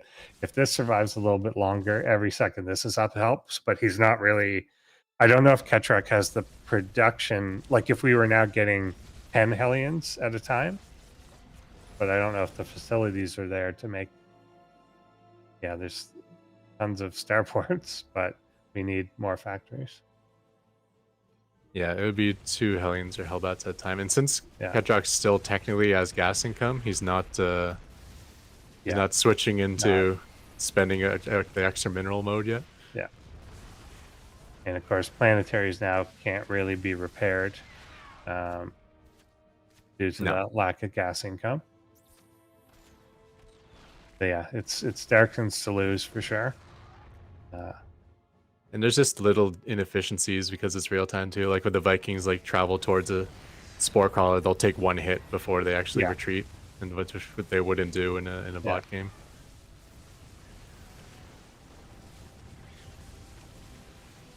Yeah, slow crawl here to victory, I think now, as there's nothing that can really oppose. Unless he just kind of walks into a planetary, then there's nothing to do. Does take it out. Very close. A little different in each way. Could have basically left Darkson without the ability to build an army. But yeah, just a little bit of mining. He's long distance mining now too a bit. Yeah, so something for me to work on. I gotta look into the real time issues with cyclones, and then I gotta fix up my my Banshee logic when it comes to jumping on top of anti-air. Yeah, so really good, really patient by Darkson there, and really, good use of static. Like I guess realizing, particularly in that bottom spot, realizing that if I just kind of keep them locked in here, these are in my advantage over the long run. So. Yeah, and we say like if you play a bot like 3 or 4 games, you'll probably figure it out and beat it. But also if you play a bot for a really long game, as the game's going on, you start realizing, oh, I can just kind of do this, and it'll more or less work to my advantage. Yeah, exactly. And just find a way to drain them down. So pretty impressive winning a macro game like that with the map basically mined out against a bot, and actually somehow winning on efficiency. And it was fairly tight when we looked at resources lost. It was pretty close at that time. I think by the end it was out of whack. But there you go. Now we're humans up 2-1, going into our 4th game, a human against Micro Machine. Let's go.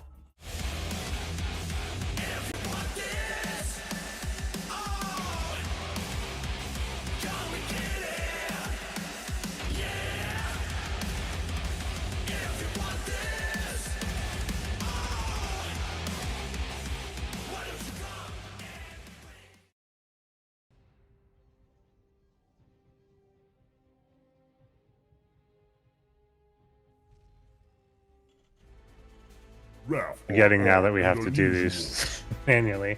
Down here we have our blue Terran player. It is the bot Micro Machine, and I think we had a match lined up, but we got one replay last minute, and I think this is our Protoss player up here in the red. It is Cognite, who Drekka just reminded us to tell the league of, but now I don't know the league because we changed which player this was. So this it's been updated. So this is another Grandmaster. Oh, okay. That's another Grandmaster. Okay.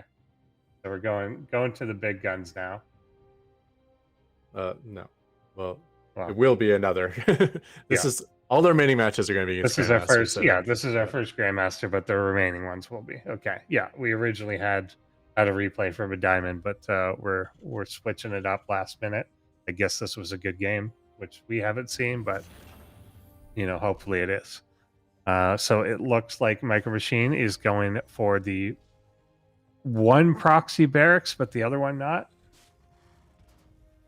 Yeah, I'm going to guess this is the proxy Marauder Rush. Yeah, I would think. Yeah, against I know that he's done that in past years. whether he's updated any of the builds that you get a proxy marauder, with concussive shell, which is pretty good against a Protoss that does not expect it. Yeah, the Protoss just goes Cybercore before expanding, so he wasn't super greedy, but at the same time, he hasn't scouted the proxy, and it doesn't look like he's suspecting it. Yeah, and you wouldn't necessarily from I guess the big tip-off may be the tech lab and the fact that the tech lab is already researching. Yeah. And of course now seeing the Marauder, but yeah, I'm sure he's expecting Marauders, but he may not be expecting Yeah. the second rares of Marauders. Yeah. Exactly. Yeah, if you think that it's coming all the way from home, you may think you have a little more time than you do. He is chrono boosting out the first Stalker, though. Yeah, but what he's not doing is the typical response, and that's throwing out shield battery. Just There's- getting one down now, but Yeah, could that's have a been bit thrown late. down about 20 seconds ago. Yeah. Yeah. Again, I think he may be looking at this and saying, I see one Marauder coming, and he doesn't know that there's two right there. We'll go after the Stalker. Yeah, okay, staying on the low ground to attack that battery. And now that it is up, switch fire to it. I think if you'd stuck on the battery itself, probably take it down quicker. But with a third and fourth coming in, this now gets pretty damn dangerous. One Marauder still hasn't been picked off yet, too. There's the overcharge, but with the probe full, he's at least going to get the probes during the overcharge. Yeah. Which is, you usually want to do one or the other, pull the probes or do the overcharge. You don't need to do both. Yeah. However, now it's looking very good. Yeah. But the overcharge finishes, and there's still only 2 Stalkers remaining. Yeah, More probes being sent in. Lost a lot of probes for it, but it is one base on the other side, so it's not too bad if he does stabilize here. But again, continuing to lose probes, not bad. I would say it's bad at this point. So I think Yeah. even if he completely cleans it up at this very moment, I still think that's a lead for pretty big Micro loss. Machine. Yeah. Yeah. Second battery completes. The first battery's dried out, so it's kind of like he's back to 1 battery again. Also, both being powered by a forward pylon. Yeah. That takes enough shots. The shield's already down. Yeah, here we're getting backup pylons coming, and then another third battery. Yeah, I think this is locked down here now, and I think Micro Machine actually making a really... I thought he was just going to go home, but he's rallying back up. I was going to say making a really good decision that this is over, but he's not quite. Maybe he is, because that's the Marine switch. I think maybe it has evaluated that, this is no longer happening. We also have to remember the last time Micro Machine was updated, shield battery overcharge didn't even exist in the game. Right. Yeah. So there's obviously not going to be any logic around evaluating overcharge. Yeah, Stalkers come in, see this. Last unit will get out, maybe kill itself. But yeah, they'll be taken out. Actually, he's continuing to build more. I do love how Cognite pulled away 1 Stalker to keep an eye on the ramp, because having all these Stalkers here is super dangerous if the Marauders came back. They got concussive shells, so you're far from your batteries right now. Yeah, and they are coming in here and could potentially catch one out, but the Marines engaged first and sent them back. Yeah, and the Marauder had to walk around a corner so he couldn't chain the... Yeah, if they had been able to snipe one, could have done it. This will burn down on him. And coming in now, Stalkers could kind of jump on the end of these and take them out, but I think there's now enough there. Yeah, so kind of reevaluating here. Both bots look about even economically. 2 mules makes up for the 4-worker advantage of Cognite, and the unit's loss is probably somewhat even, maybe a little bit in Micro Machine's favor. A siege tank position though, somewhere nice to kite back that's to. pretty good. Yeah, it's getting really low on all these units. There's no medevac or anything with them yet. Nice little move forward, just a small measured move to prevent them from sitting in that choke point.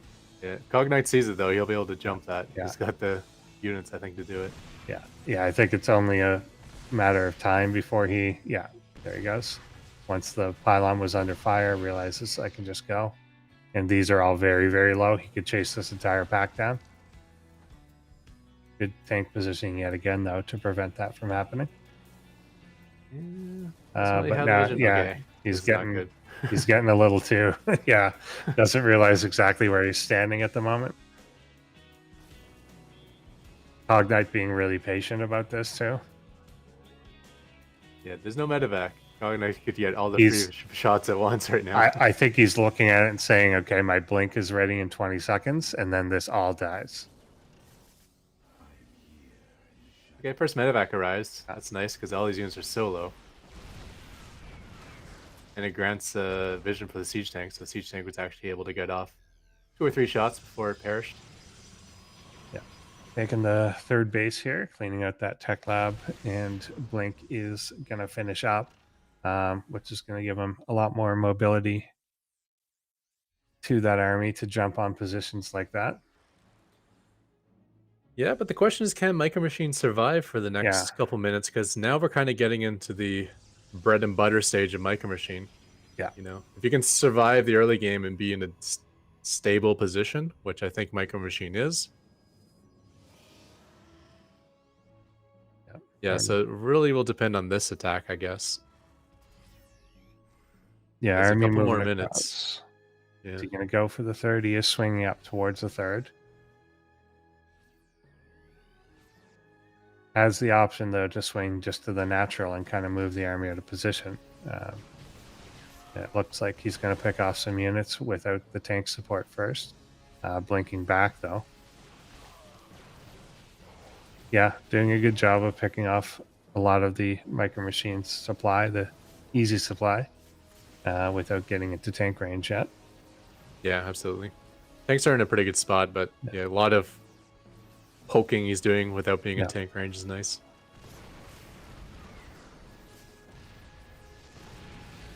Got caught a little bit there, but still didn't lose a single unit. Yeah. Oh, terrible. Marauder. One shot away from getting that immortal. Nice pickup. Move that to the back of the army. And good warp in there.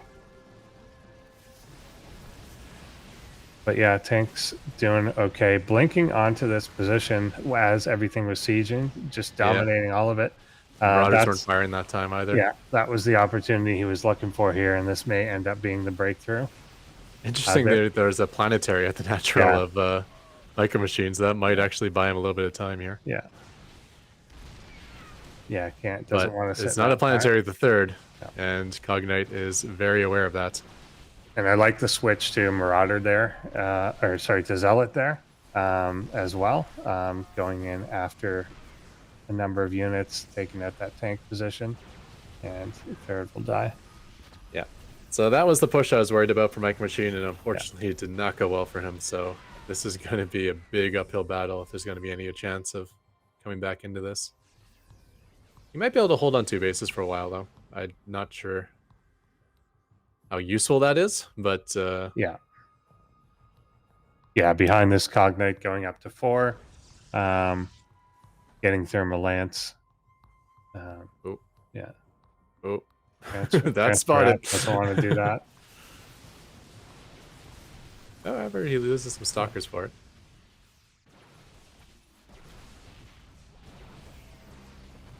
Yeah, too bad. If it's a nice little start out of Micro Machine, I thought it might have been able to get him into that 3-4 base mid game that is like devastating versus humans. But yeah, unfortunately, did not quite have enough to hold that first push. This little part not looking great. That was definitely a bad trade on Cognite's side. I don't know if he realized that back tank was going to be a problem. I think wanted to jump on the front 2 that were sieging, but did take some losses there. It might be a little bit of not really caring anymore. Not caring, yeah, that doesn't matter. Like, I got the economy, I can lose, 5 stalkers for every siege tank. That's fine for me. Yeah. I do like this little counterattack out of... Oh, never mind. It didn't make it across. And getting caught by the reinforcements. Yeah, these guys won't make it out. The switch into the charge lots as the primary source, I think pretty good at this point. Yeah, tanks always just a little late to be sieged where they're at. They're getting like one shot and then dying, and now coming back into that planetary range. Yeah, and it looks like third base may end up falling again. I assume that Cognite's going to head up that direction as he sees all the SCVs in that area. Yeah.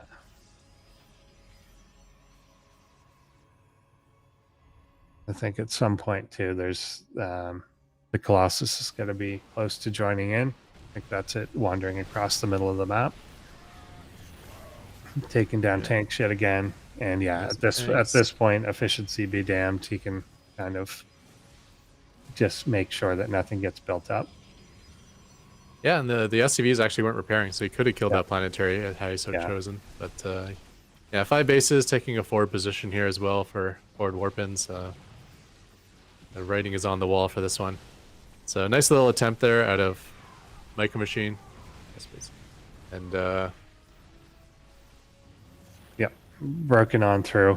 So yeah, really good hold, kind of like on the edge hold from that original Marauder push.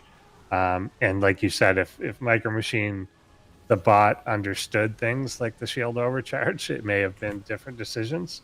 But yeah, even still, almost there was a point really early on when it was shooting the shield battery itself that was about half health, and had that gone down, had he not switched to the Stalker instead and just finished it off, I think that may have won. Yeah, because he certainly caught Cognite off guard. Yeah. Like doing one gate and shield battery, that's going to be hard to hold a double Marauder push. So yeah, that was the opportunity. Kill off that first shield battery. I think I could have done it. Yeah, definitely. So so we've got the humans up 3-1, and I know we've got 2 more Grandmasters coming up here. So not looking great on the bot side, but again, I think that people cheat a little bit. Not saying that one was, or well, I'm pretty sure that one wasn't, because he was totally caught flat-footed by the Marauder. So definitely that was a legit one. And I know that Micro Machine tends to do that in the first time you fight it. That's as a Protoss player, that's what Micro Machine does. So yeah. Yeah, we've seen some obvious games versus Micro Machine where the opponent knows what he's doing, but that was not one of them. That was not one of them, no. Yeah. For sure. So I think we are ready with our 5th matchup here. And so far, the bots have to win the next 2 to tie it back up. And here we go into the game.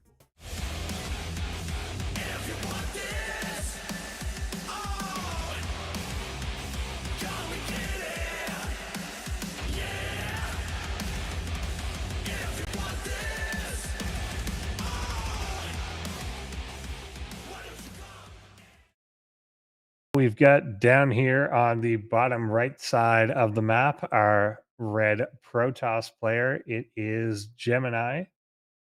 Is this GGE Mini, or is it another Gemini? I believe it's the It is that one? Okay. Shout out to the GGE Mini. And up here is our blue Zerg player, Kaminana. All right. First pylon on the low ground. Doesn't look like anything cheesy's coming out of Gemini there. So that's that name I see on Reddit all the time, Gemini, right? Yeah, him. Yeah, the guy that Artosis always refers to as GG E-Mini. But yes, that guy, very active in the community, good fella. Mm-hmm. So Kaminana, this is his first attempt of humans versus bots. We'll have to see how the Rust framework holds up to all the real-time issues. We'll see. It seemed to do well. I played, I played a couple games against him, and it seemed to like perform well and have like a good, like kind of works against human style, or like that sort of thing. But curious because I'm a Protoss as well, so curious if Kaminana does the same sort of things. But Gemini is expanding a lot quicker than I did. But yeah, Kaminana is another one that you don't want to let get out of control. Will tech up to things, like will tech up to investors and stuff like that, which in a bot's hands can be quite good. Yeah, and I'm hoping to see that burrow roach micro being used as Yeah. well. That's something we have actually never seen versus bots, I don't believe. At least not in a somewhat even position. Yeah. I know Eris prefers Ling Bane sort of usage versus, at least versus Terran, in the human meta.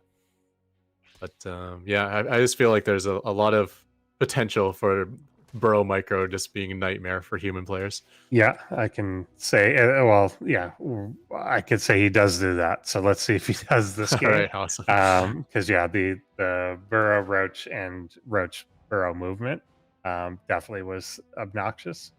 So yeah, if you see that in this game, it is kind of annoying to control, since they can all be controlled and pulled back individually perfectly. All that stuff definitely adds a lot of life to a roach. And we're getting Stargate out of Gemini. Yeah, and a couple of Reapers. Actually, going straight into Roach can make these Adepts quite powerful. Yeah. There's a handful of Lings, and they are getting speed as well. I guess there isn't no Roach Warren yet either, so it's not like he's taking straight to Roaches or something. Yeah. And there's the burrow. Kept making a note. Still full hull, and there's an Oracle. Oracle being the first unit of choice, I like that. If nothing else, it's great for scouting in the early game. And he looks like he might be able to keep that Overlord alive. Yeah, I think maybe so the chooses. The Zergling that popped in, he'll have to go get it, but will he? Oh, he's blocked by his own Adept and doesn't Yeah, go. I feel like he tried because he wiggled a little bit in the wall Yeah, there. yeah.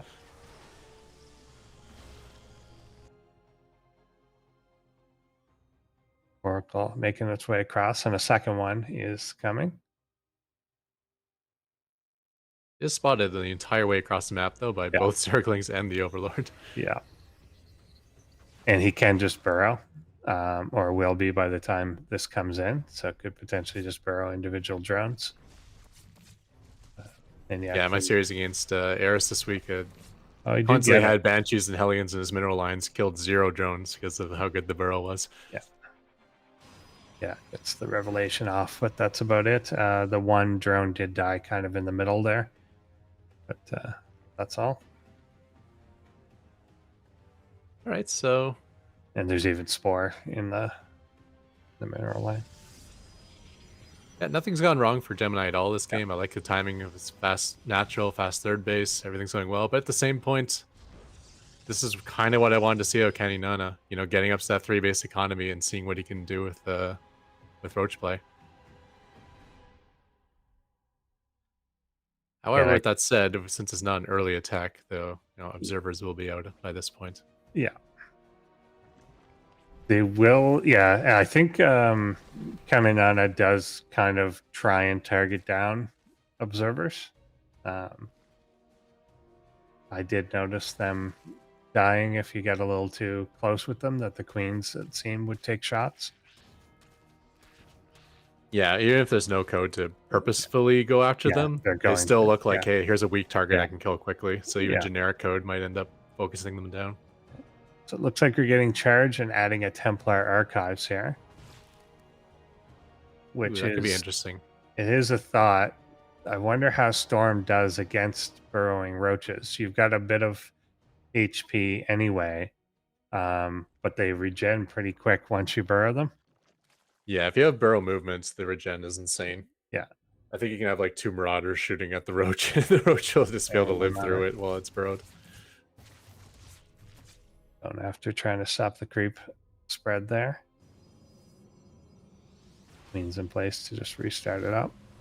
Archons, okay. Archons makes some sense instead of the Storm route. Yeah, you got the Templar Archives fast enough that I think, even just to be safe, even if you want to get Storm, you should still open with Archons just to not die, For sure. A little surprised at the lack of creep, I guess. Maybe these oracles are doing a good job. They shutting they it have down. they have been trying to pick it off, at least, because it's definitely stopped the spread here a little bit. And queens have had to re-put down tumors, but it'll eventually get there, I think. Looks like he wants to come into this position. Nice revelation. Yeah, that Zealot Archon's going to be so good against these yeah. Zerglings. Yeah, gonna overrun this position. Queen's pulling back and will start dying. Good transfuses, but there's only so much there. Yeah, I did like the Zergling micro, though. They took, like, pot shots when the Archons were a little bit out of range. Yeah. But, now here the burrow comes into play, especially once you get split up like this. So the Zealots are just kind of attacking air at this point. He retreats back to try and take down this base and get a kill on it, and it will fall. Zealots kind of occupying things in the middle to allow that to happen. Yeah, getting the base and getting out, I think, is good by Gemini. A little unlucky for Caninana there. If that wave of roaches was out 10 seconds sooner, maybe he holds the base as well. Yeah, I think so, especially with the burrow. Like, even with you seeing them, just the way that the attack priority works, like we're seeing there, you just don't finish them off unless you intentionally do it. And I do like the detail in Caninana that it's aware that when it's revelated, it shouldn't be burrowing and sitting there. Yeah. So resetting that, Caninana's got to get back on expanding, really, or else we'll fall behind fairly quickly. Yeah, you could try to push this into an all-in. Good force fields. But no, really good envision as well there. What's that spell called now? Envision or Revelation? I always Revelation, I think. Yeah. Okay. Change the Oracle spells so many times. Yeah, I lost track. Yeah, cleaning up a little bit of a Zealot run by there. I think maybe Gemini was almost expecting a base to be down there, and it wasn't. There's just kind of a few drones. Yeah. I'd love to see a bit of a tech switch out of Gemini as well. Yeah. He's getting Zealot Archon, like the best thing you can make against that is Mass Roach, so yeah, which is what he wants to be at. So we're getting, I think, 2 disruptors came out, 2 more on the way. And he's putting down an ample amount of photon cannons at every base. Again, dealing with that burrow. Doesn't want to end up in a position where he's got detachments of 5 roaches all over the place burrowing. And more Zealots. Very good choice as well. He knows he's ahead economically, right? So while he's transitioning into his later tech, just throw down a bunch of stack defense. You just got to survive any counterattack, and you're probably in a good spot. Yeah, for sure. And I'm a little surprised that Caninana is not a bit more aggressive on taking some of the bases that it has creeped up, particularly that middle-ish bottom left one, where he is mining from, but has not yet put a base.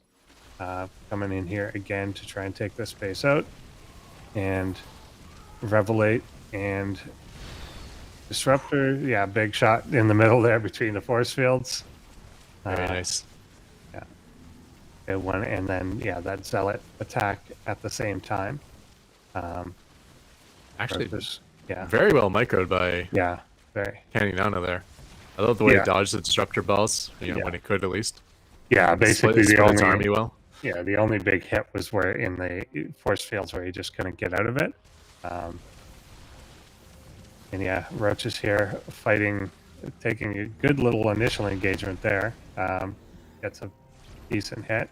The sight blockers are definitely going to be scary around the disruptor balls.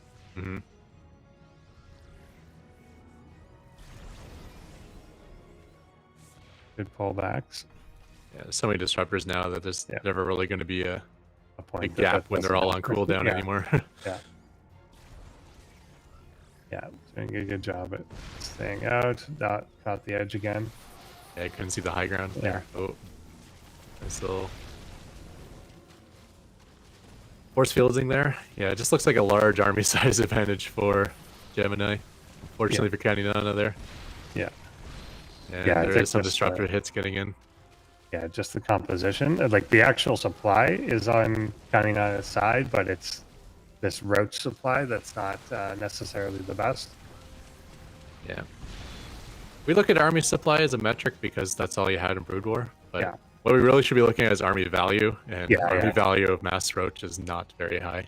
No. As you can see, it's only not even 7,000 resources. Of course, same with the Protoss army.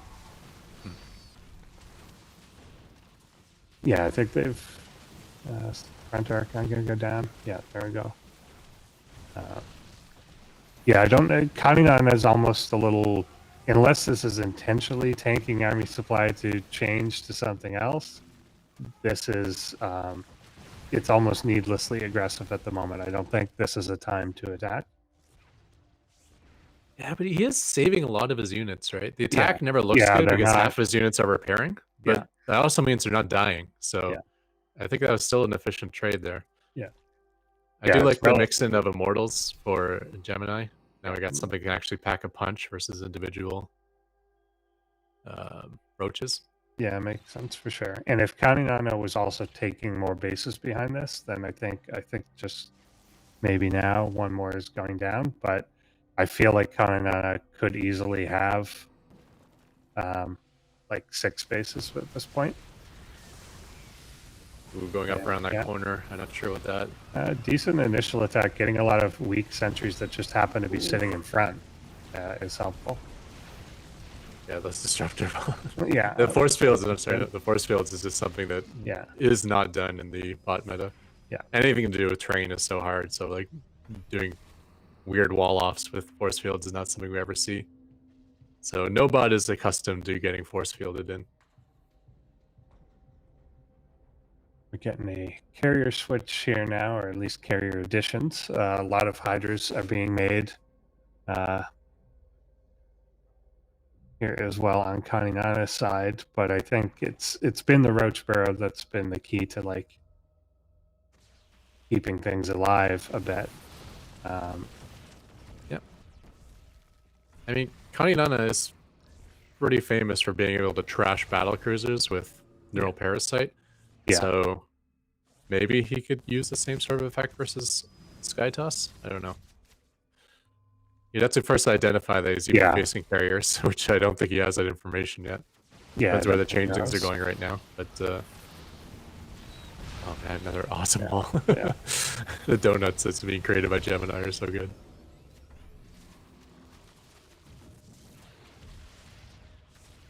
That may be the last of the Archons there, at least.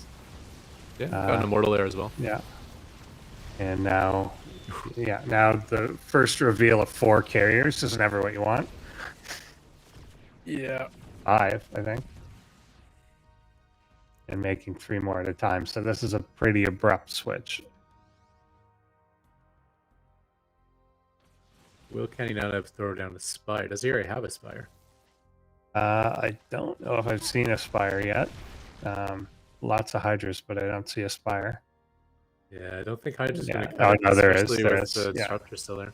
Yeah, there is one there. So whether he's going to know to do that.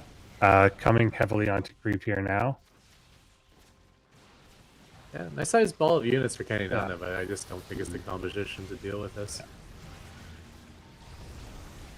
We've got 5 infestors coming. And I'll reveal that, yes, he does have the logic to neural carriers. Yeah, but does he have the economy and time? Yeah, to do it, yeah. Okay, interceptor count actually completely disappeared. Let's see what happens here. A little overzealous on the disruptor balls as well. Yeah, I think in a weird way they're almost force fielding out the army or keeping them away from the carriers, caused the Hydras to just go, okay, I'll attack whatever. And the only thing that was in range was the interceptors then. So he's got to replace most of those, but 2 more carriers come in full. Yeah, plus the existing ones have been replenishing their interceptor count. Yeah, that's a lot of interceptors again.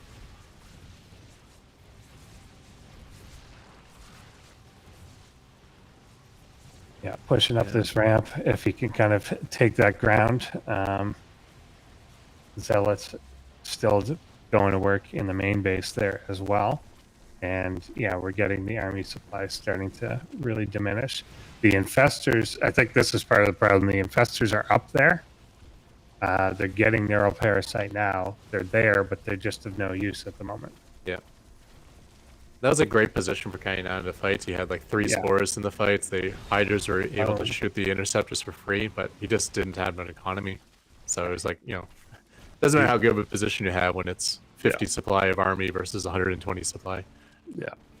Yeah, and he had shot there on the ramp to clear most of the rest of that up. The carrier's now getting into the main base, and yeah, just too long to switch into the infestation stuff here. And just basically saw the carriers, then tried to get it all at once, and just it's too long in a row. And now these infestors, 7 of them were completely for nothing. Yeah, congratulations to Gemini. Those are some amazing disruptor ball force field combinations. Love to see it. Very Maybe well something done. to inspire bot authors in the future to try to do something similar. Yeah, we'll clean this up. I think a big key to it, him taking out that 4th base in the middle relatively early, just put Kaninana on a back foot. And at the moment that it wanted to try and get aggressive, it didn't really have the economy to fully do it. And deal with what Gemini had made. Yeah. It was pretty close. Like those roaches Yeah. cleaned up everything right after that 4th base went down. Yeah. So Yeah. Yeah, maybe that 4th base stays up. It's a different game. It's tough to say. I don't know. Still think Gemini kind of had the number of Kaninana there, but yeah, I think more just competitive knowing at least. Yeah, knowing the composition, it could have been close. Like again, if Neural had finished such that he could then start stealing carriers and stuff, would that have made a difference? Yeah, would it have ever been in time? But I really liked how he did the carrier switch too. It was like when it was revealed, it was already too late. It wasn't like he saw the first one. It was he saw 4 fully loaded, and yeah, and then it went. So the humans have taken the match, but we still get one more left, and that is going to be another Grandmaster, but this time versus Eris, who I think is the hardest one for humans to play.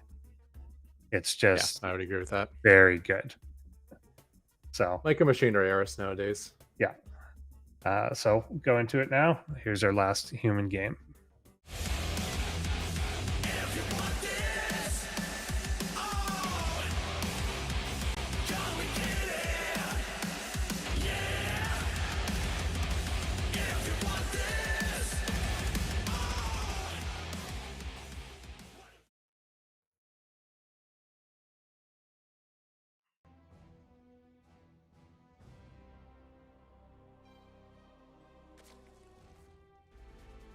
Team Erises. Alright, so that's Eris there spawning in the top right Eris. position. And our human opponent is Alkin, who is a Grandmaster Protoss. Protoss player. Yeah. I'm like looking Yeah, around yeah. the mini map. It's like Yeah. there's What some is it? indicator of the race here, isn't it? Like I see a pylon in production tab. Yep, him. So yeah, he's going for the early outer wall here as well. Eris, we know, is not particularly aggressive early on and tends to be really greedy itself. So you can kind of either try and exploit that or counter with greed on your own side. So it looks like he's going for hopefully an early Nexus to try and get a leg up or at least stay on par with Eris. Yeah, Eris takes very greedy openers, which no bot has been able to punish because he's able to react well to what he scouts and stuff. But humans are a little bit better in the subtle decision making of putting on aggression. So it has punished Eris in the past, where he's lost a lot of workers and lings trying to maintain like a fast 3-base economy. So we'll see how it goes. I do like the idea of trying to be greedy though, because again, it's like if you can be in a good spot getting into the mid game.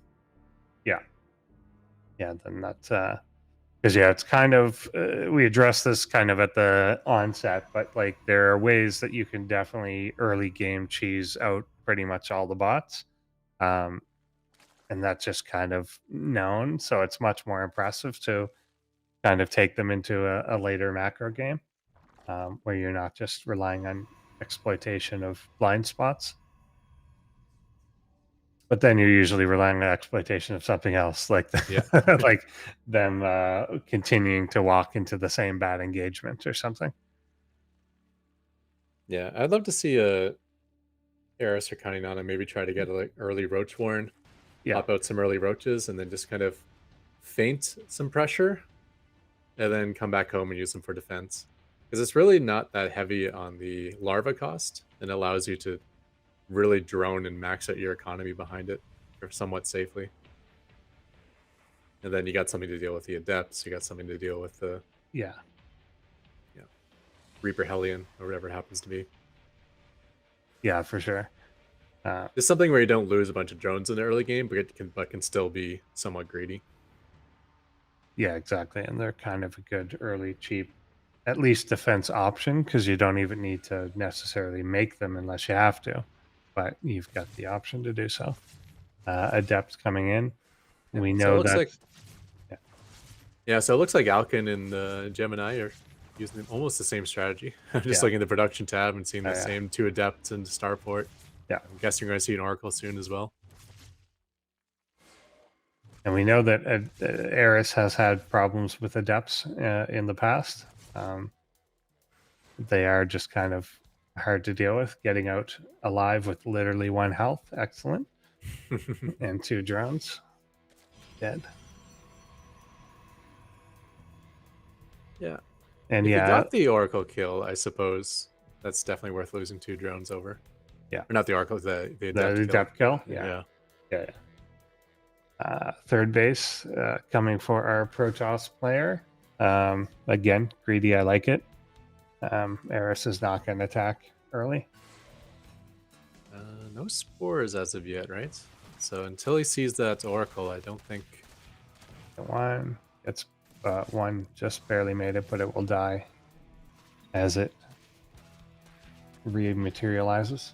Yeah, and I think the Oracle just flew right to where the 2 queens were, so it's taking some hits as well. So even the lack of spores is okay, because all the shields are down. It's a little bit of, if you call this a counterattack, 1 Ling on each base. But at least is aware that that third base has been taken. It actually took taken down a lot of the shields of that pylon. Not that it matters, but that was there for a while. Yeah. And it's going to be hard for the Adept to kill the Zerglings. Zerglings are faster. Yeah. Technically, it's possible for Zerglings to never die when under bot micro. Yeah. At least against a single unit, you'd have to trap it in the corner somehow.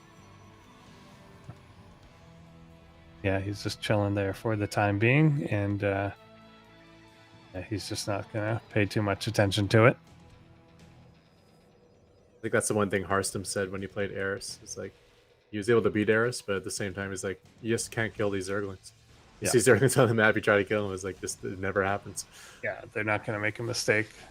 Yeah, they're always going to maintain the optimal distance, and it's kind of doing the same pathing around there in the back. Overlord will go down, but yeah, Gosh, it survived. it just juked him out entirely somehow. I thought being in the main base, it would definitely get cornered at least. It's different when it's out in the open, but that is hilarious how he's still out there. He's actually regenerated a whole bunch of hit points by this point, back up to half health. Yeah, looks like we're going to get some aggression out of our Protoss player, but the army supply is just dwarfed here. Yeah, okay, maybe just clearing up creep makes more sense. Like roaches 9 roaches out. Yeah. On the production tab with a bunch of roaches already out there. I think this is perfectly fine for Eris. Yeah, and you can see the burrow already as the injured one goes underground. And we're getting the hydrogen as well. And I think seeing the size of that army, we immediately get a shield battery. Mm-hmm. Proxy to get spotted as well. He's canceled whatever he was attempting to proxy there. Probably a gateway for fast warp pins or something. Zerglings coming in, focusing down probes. I really much like that. So despite there being 2 stalkers here, he's going to end up losing, what, 5-6 probes just for a handful of links? Yeah, that's maybe 7 there with the last one. That was... Yeah, that was pretty effective. Yeah, 13 in total. Yeah, pretty good so far. Eris getting up to 5 bases now. There's a point, again, that it becomes out of control.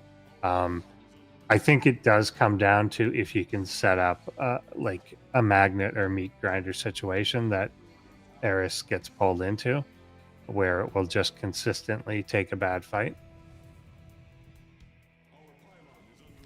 Being annoying with Yeah. those broad zerglings against Yeah. humans. I love it. Yeah. Yeah, this is looking great. Eris has always Yeah. been like the #1 bot, and at least in the bot meta, but against humans, is every time I see him play, he always ends up really far behind in the first 5 minutes, and then Mhm. you can't do much from that point forward. This game, he's looking great. Yeah. Yeah, nothing's I have- really disrupted him. No, and he's found counter damage, and he's slowed down his opponents. He's handled the oracles fine. Yeah, we're about to get the infestation pit just finished. Infestors in Eris's hands are really, really annoying. Yeah. And yeah, just these consistent lane counterattacks is not. It's just very effective, even though that one came into an empty base. The one into the third, or the couple into the third, have been really good. And there's just something almost human-like about them, that it's more focused on taxing attention. And Yeah, there's something in the Python framework, or outside of the framework, but like a library they use that kind of sets up the map into like zones, and Eris has been able to use that to kind of walk the links from zone to zone, and that's how he's Yeah. able to like swing around, get behind things, flank, counterattack. It's not all just like straight line forward, straight line back like a lot of bots are. yeah, So big attack here. I love the amount of zerglings versus this many stalkers. yeah. The zealots have been pulled aside to attack into the mineral line, but all the drones just burrowed. Yeah, maybe an upgrade lead for the human player. I'm not sure why, but the zerglings didn't seem to be doing so well there. Yeah, Even they with the blink doesn't. micro, didn't seem to do good. Yeah, it doesn't have +1 melee or anything yet. It looks like he's gone for the ranged. So yeah, the roaches here now all get revelated. They don't have the burrow movement yet, so they are, and they don't seem to, maybe like Kaninana, be aware Yeah, that they're revelated.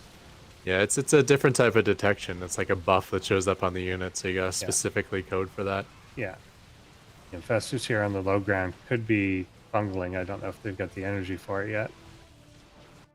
But yeah, that's unfortunate if Eris doesn't kind of realize that this is what's happening, because it's just kind of sitting in this area and not retreating. Yeah, plus the zerglings are lurker. trying to attack through that area as well. There we go. Now we get the fungal. Now we get the lurker. And we'll start to clear out these stalkers. Yeah, very nice. 3 of them going down. Yeah. I don't know. Do they realize they're on the low ground? I don't think the zerglings It's do. kind of like it's kind of like none of them are aware of where they are. I did talk about how the map is set up in zones, though, so Yeah, I would think yeah. the Eris would be better at this than other bots and not getting messed up with like how to attack different locations. It's probably because those stalkers on the high ground were within attack range of the low ground roaches. So Yeah, so they're confused in how they're fighting. Good fungal here again. Revelate on the lurkers, and they're blinked on. And again, if they don't realize that that's the case, then they are going to die there. Good fungal towards the end yet again.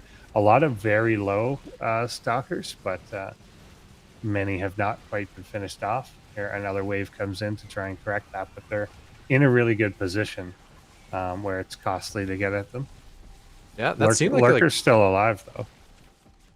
yeah, a couple of them didn't Yeah, get caught in yeah, the reveal. yeah. It looked like a great spot for Alkin there to like jump on top of the army. There was like 7 lurkers, but no support units. Yeah. So I thought that was going to go great for the human player, but Yeah, with a couple good just- fungals, a couple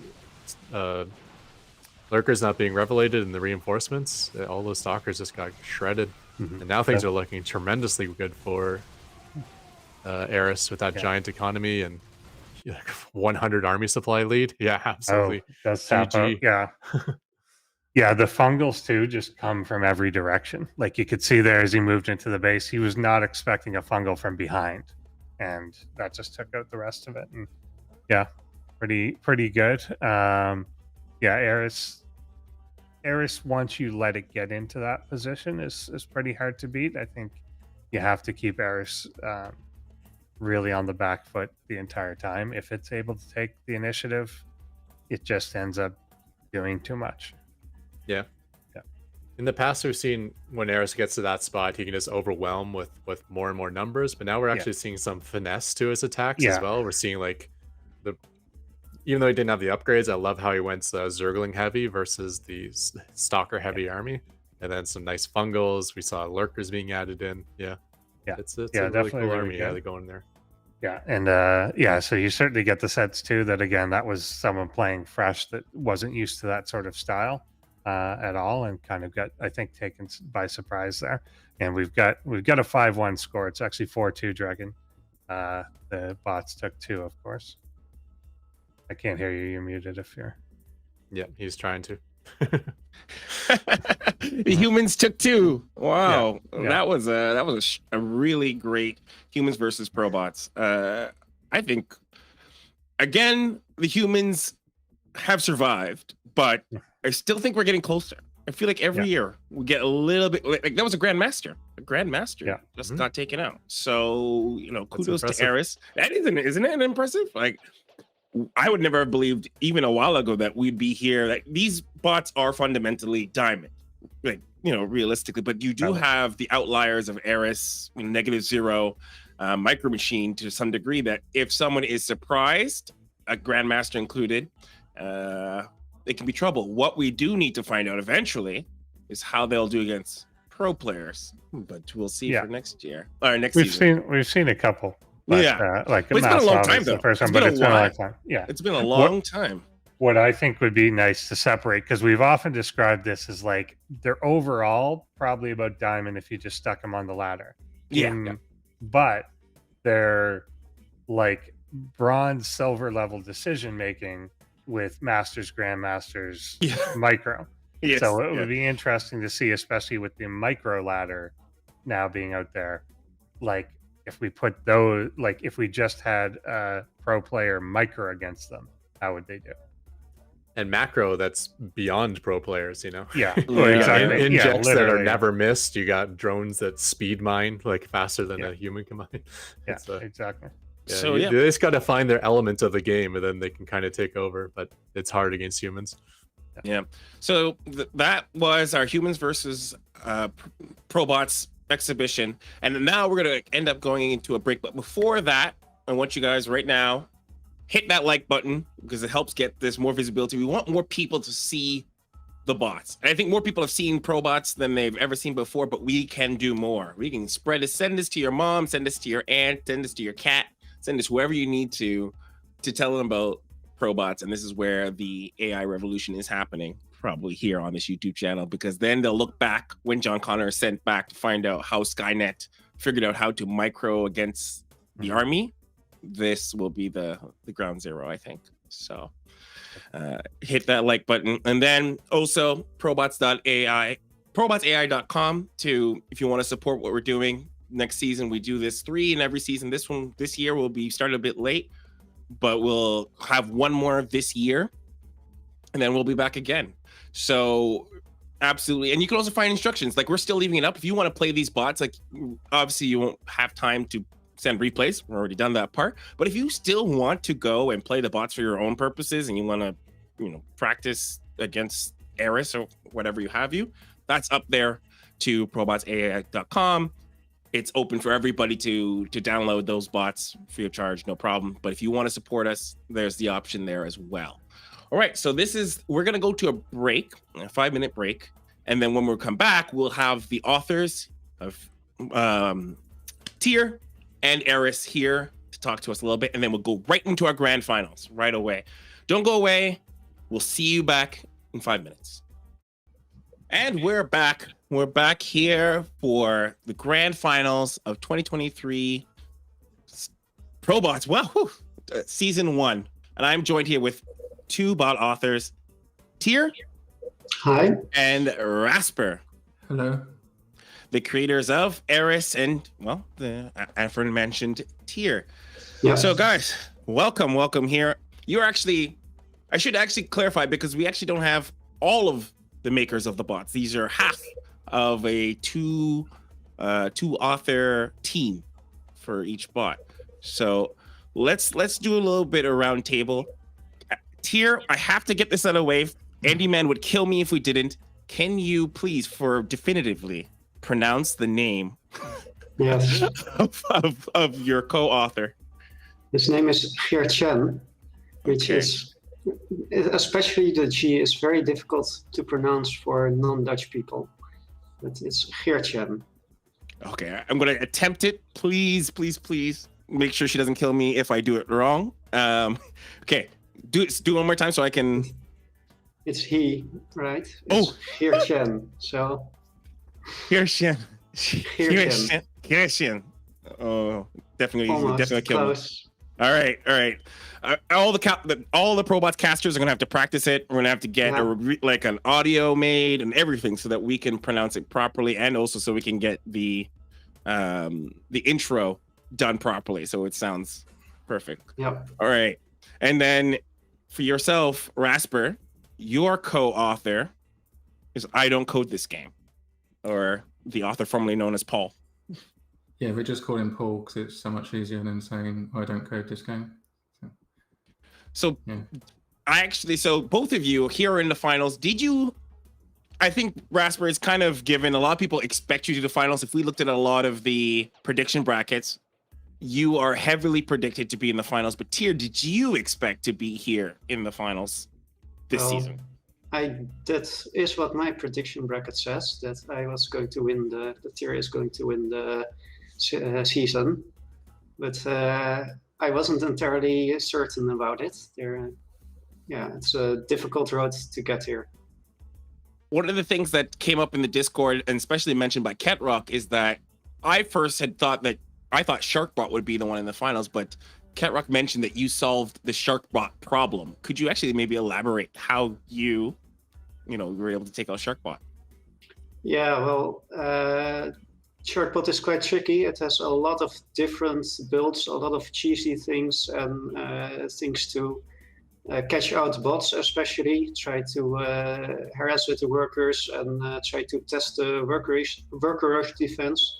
So I really had to work hard on the general defense against all sorts of shenanigans.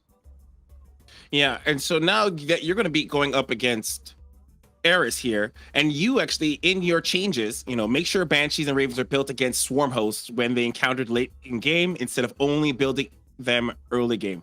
Can you even elaborate how that is going to affect your match against Eris here? We saw it in the group stages. The first game, Tier won against Eris because it scouted that he was going Swarm host of a 2-based Swarm host push. And actually, let's take a look at that too. React to it. Yeah. Let's see that actually. Yeah.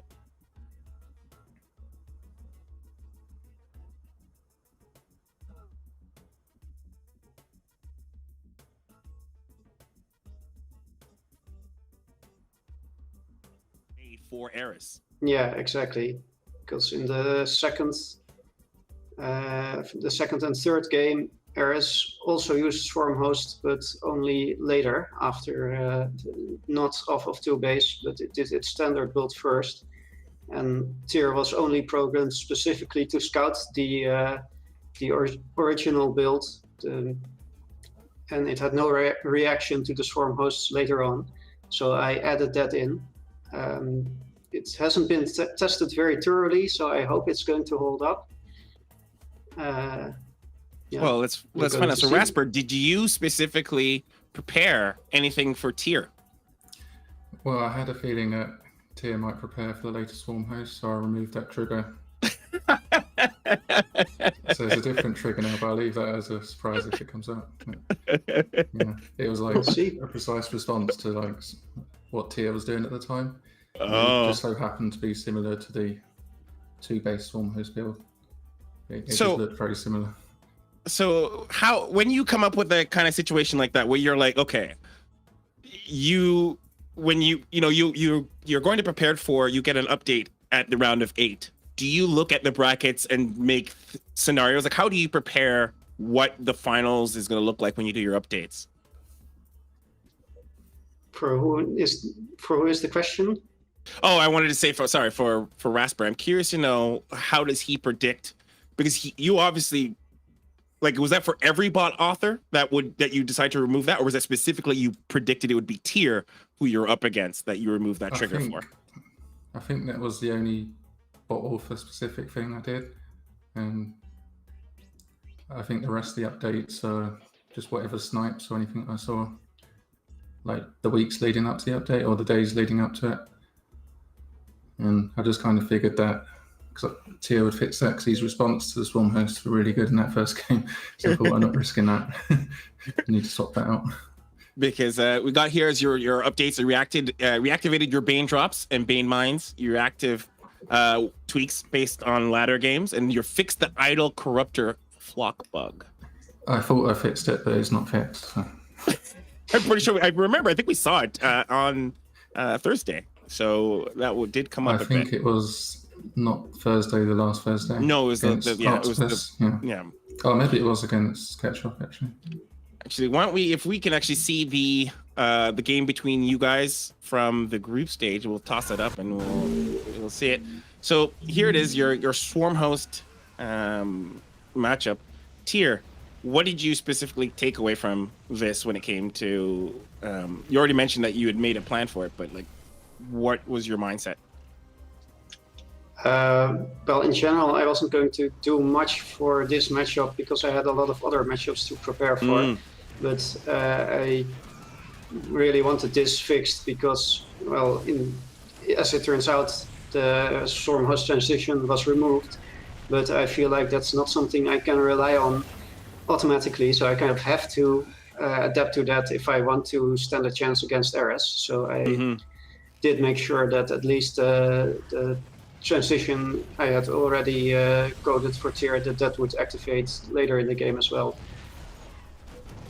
All right, cool. And yourself, eris? Like, obviously you only prepared for Tier, but what do you feel that well, Rasper, sorry, what do you feel that you're going to be your strongest, without spoiling it, obviously, what do you think is going to be your strongest strength against Tier going into this for eris? I don't even know, to be honest. I'm just hoping because, like, every time you face Tier, you can't really predict what's coming. Yeah. So, like, how do you even prepare? So, all I've done is try to improve, like, the main macro build and just hope it holds up. And there is a secondary build as, like, special tactics. But I won't spoil that. Absolutely. But I don't know if that will work because it's not tested. It's like the secret. Is that like the last? Because I have one update, but I didn't say it because I didn't know if that's the secret. Yeah, that one. Yeah. That one? Okay. All right. I won't spoil it, but we'll find out. I guess that's kind of like a nod to the rest of you. Like, if it doesn't come up, I'll promise that the commentators I'll make sure that they bring it up so you know what it is. But we'll keep it as a surprise just in case. If there is anything you want to say to Tier right now, fellow author to author, before you guys go into your finals, what would you say right now? Good luck, but I hope you lose. And Tier, same thing to you. What are you going to say? Good luck, have fun, and I really hope it's going to be a good series. Absolutely. Awesome. All right, so I'm going to throw it back to our casters, Endershort and Ketrock, who will bring us to the grand finals. All right, great hearing from the authors there, and yeah, I don't know if Tier kind of took the high ground of like, I hope it's good games. The other, I hope you lose. But I think the sentiment was basically the same. But yeah, I hope it's a good series. I hope it's not a sweep, and if it is a sweep, I hope it's an artistic one. I think you're muted, Ketrock. How about now? There you go. All right. Yeah, I mean, Tier's already proven you can beat eris once, so yeah. And we know Tier is a master coming up with new game plans, so yeah, definitely the case. I think I'm confident it won't be a sweep. Yeah, it sounds like they went out of their way to like look for weaknesses in each other in particular and make sure that that's covered. Whether those things are successful or not, we'll see.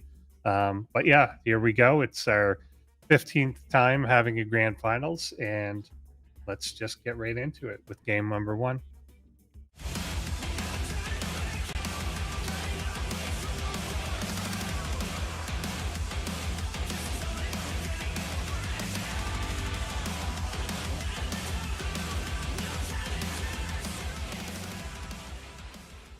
Team Erises. Eris.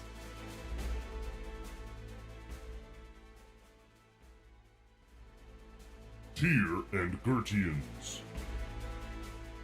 Tyr.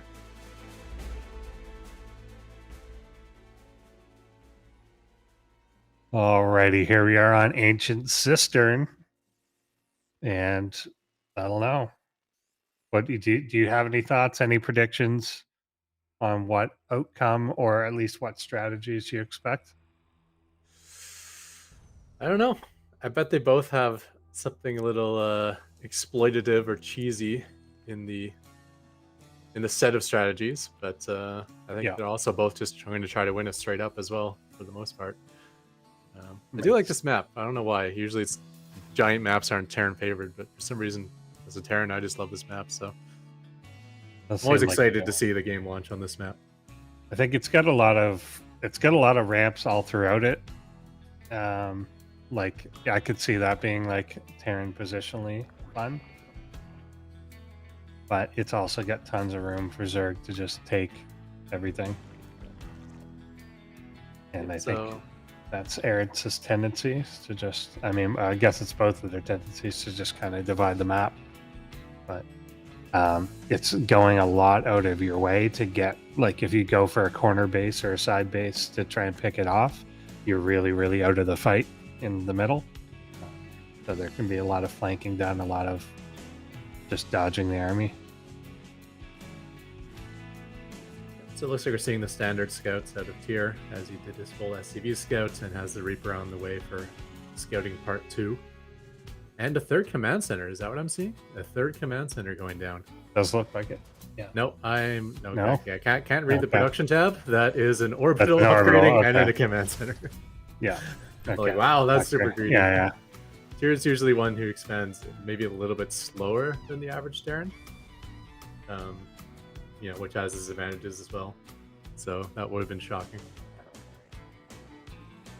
Indeed. Although it wouldn't have been, like, again, given that Eris gets pretty greedy, it often gives you an opportunity to get greedy yourself. So it wouldn't be completely out there. Yeah, my bot's usually not aggressive early, and I've seen other bots go like 4 command center before barracks against my bot, so you can certainly try to do exploits against the tendencies of your opponent's bots. Eris is typically not too aggressive, besides a little bit of ling poking early on. The Reaper, could have got away, but didn't. Chose not to. Yeah, he took one final shot on the Zergling instead, and it wasn't even enough to kill the Zergling, so... Yeah, sacrifice. Ling making its way across. We'll check out what's going on. But both of them just kind of chilling. There comes the third command center built in spot there as well. And we're getting a couple Hellions on the way. We'll chase down. Almost chase down. That Zerg's just invincible.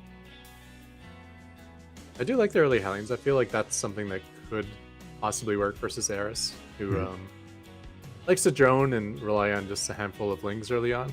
If you just kind of poke at his front with the Hellion, like mostly kind of like a human does, I feel like that could have some success. Because even like roasting things and forcing him to rebuild more, then roasting those Lings and forcing him to rebuild more, that's an economic hit on some of these. Yeah, definitely. And then kind of rolling into creep control a little later. Yeah, there's a lot of benefits that can provide. So 4 of them will come out, and it looks like they are going towards the third here. And we'll try and dive for these. I actually forgot about this series before. He does like this go in and crush sort of idea with the Ling harass. Or sorry, with the Hellion harass. My brain's not working at the moment. But yeah, it was good. Yeah. He hits at a timing before Burrow is done, so there's not that Yeah. like instant reaction. And even with Burrow, perhaps there's a scan involved with that harassment. I think the knowledge of this Liberator is provoking perhaps an earlier than normal Spire here out of Eris as well. And I'm not sure. It doesn't look like Tyr is going really into air. It looks like we're getting the Ghost Academy coming out, which will make for an interesting game. Yeah, we've seen some really good play out of Tyr. I'm not sure if it was in ProBots or the previous tournaments with Ghosts. He plays like a Ghost macro game that's probably the strongest Ghost play I've seen of any Terran bot. So yeah, you can get to a strong mid game with that. So it can trade very, very well. And it looks like there's the scan, so he will be going after these Zerglings once more. Drones once more. Yeah. He gets a whole bunch of them. Both kind of. Yeah, that is a lot. This is pretty big economic damage here so far, and it is unanswered, and it's giving them a lot of space and time in order to be able to get up to the ghost numbers, because you do need a few of them before they're really effective. But yeah, that's very one-sided. 16 drones dead, including a queen and some lings as well. And the Hellions are still not cleaned up or anything. Yeah, and you can really see the effect of that in Eris too. Sitting with 500 gas in the bank, probably wanted to make a whole batch of Mutalisks, but with all those missing drones, he just doesn't have the income anymore to support it. Still making a really good, big number of mutas, but they're gonna to spend through that gas now. Yeah, for sure. They're gonna have a window here too where they could actually be really, really effective. Not much that Tyr has yet actually shoots up. He could catch this whole little side army completely out of position. There's only 2 Marines with it, but he looks like he's excessively scared of the Marines and 1 Ghost. But he could just kill all that. Mm-hmm. We'll pick off the tank here in the back. Yeah, Eris I find is very hesitant with his mutas. He doesn't really like to jump per se, but he's always in the opponent's face, which is nice. So when there is opportunities for free damage, he'll end up finding it. Yeah, we'll take out some SUVs there as well, though, which could end up good. And then the mutas kind of split into different groups. Yeah, if you can get these tanks, that would be really nice as well, that they look fairly unprotected. Snipe does one-shot mutas, so that's like extremely good value. One of the most expensive things you can one-shot with that spell. Yeah, definitely. And yeah, as that number builds up, they'll become much more dangerous. Again, that very first engage with 2 Marines and 1 Ghost could have just wiped it all. But now that it's piling up, he can't really engage into it. Mm-hmm. And you are seeing a couple of mutas falling out of the sky, but still getting some SCV damage done. And more tanks. Yeah, 2 tanks have gone down. Yeah, I'm not sure what they're doing out there exactly. They probably don't chilling. want to move back towards the base because that's where the other mutas are. But yeah, and the problem is the mutas are they're preferring to stay alive, but it's not good enough versus Snipe, which just has too long of a range and the one-shot ability. But with that said, 2 tanks, 2 or 3 tanks went down. I think he's about to get a Raven. He's getting a lot of value out of these. Yeah, I think it's definitely a good switch to put him on his back foot. The thing is, will he get enough real damage done? Because all during this time, the ghosts are accumulating. Nothing is cutting into that number. Although the economic damage definitely helps. Their Ling's finding the one thing that they can't kill and going right for it. Yeah, unfortunately, this is probably the toughest map to try to do this early ghost play on. Some maps, you really have like a tight 3rd and 4th base, sometimes just a couple entrances, and this one you can really spread out the defenses and always find areas to attack into, like these Zerglings are getting hits here. Getting some more worker kills here.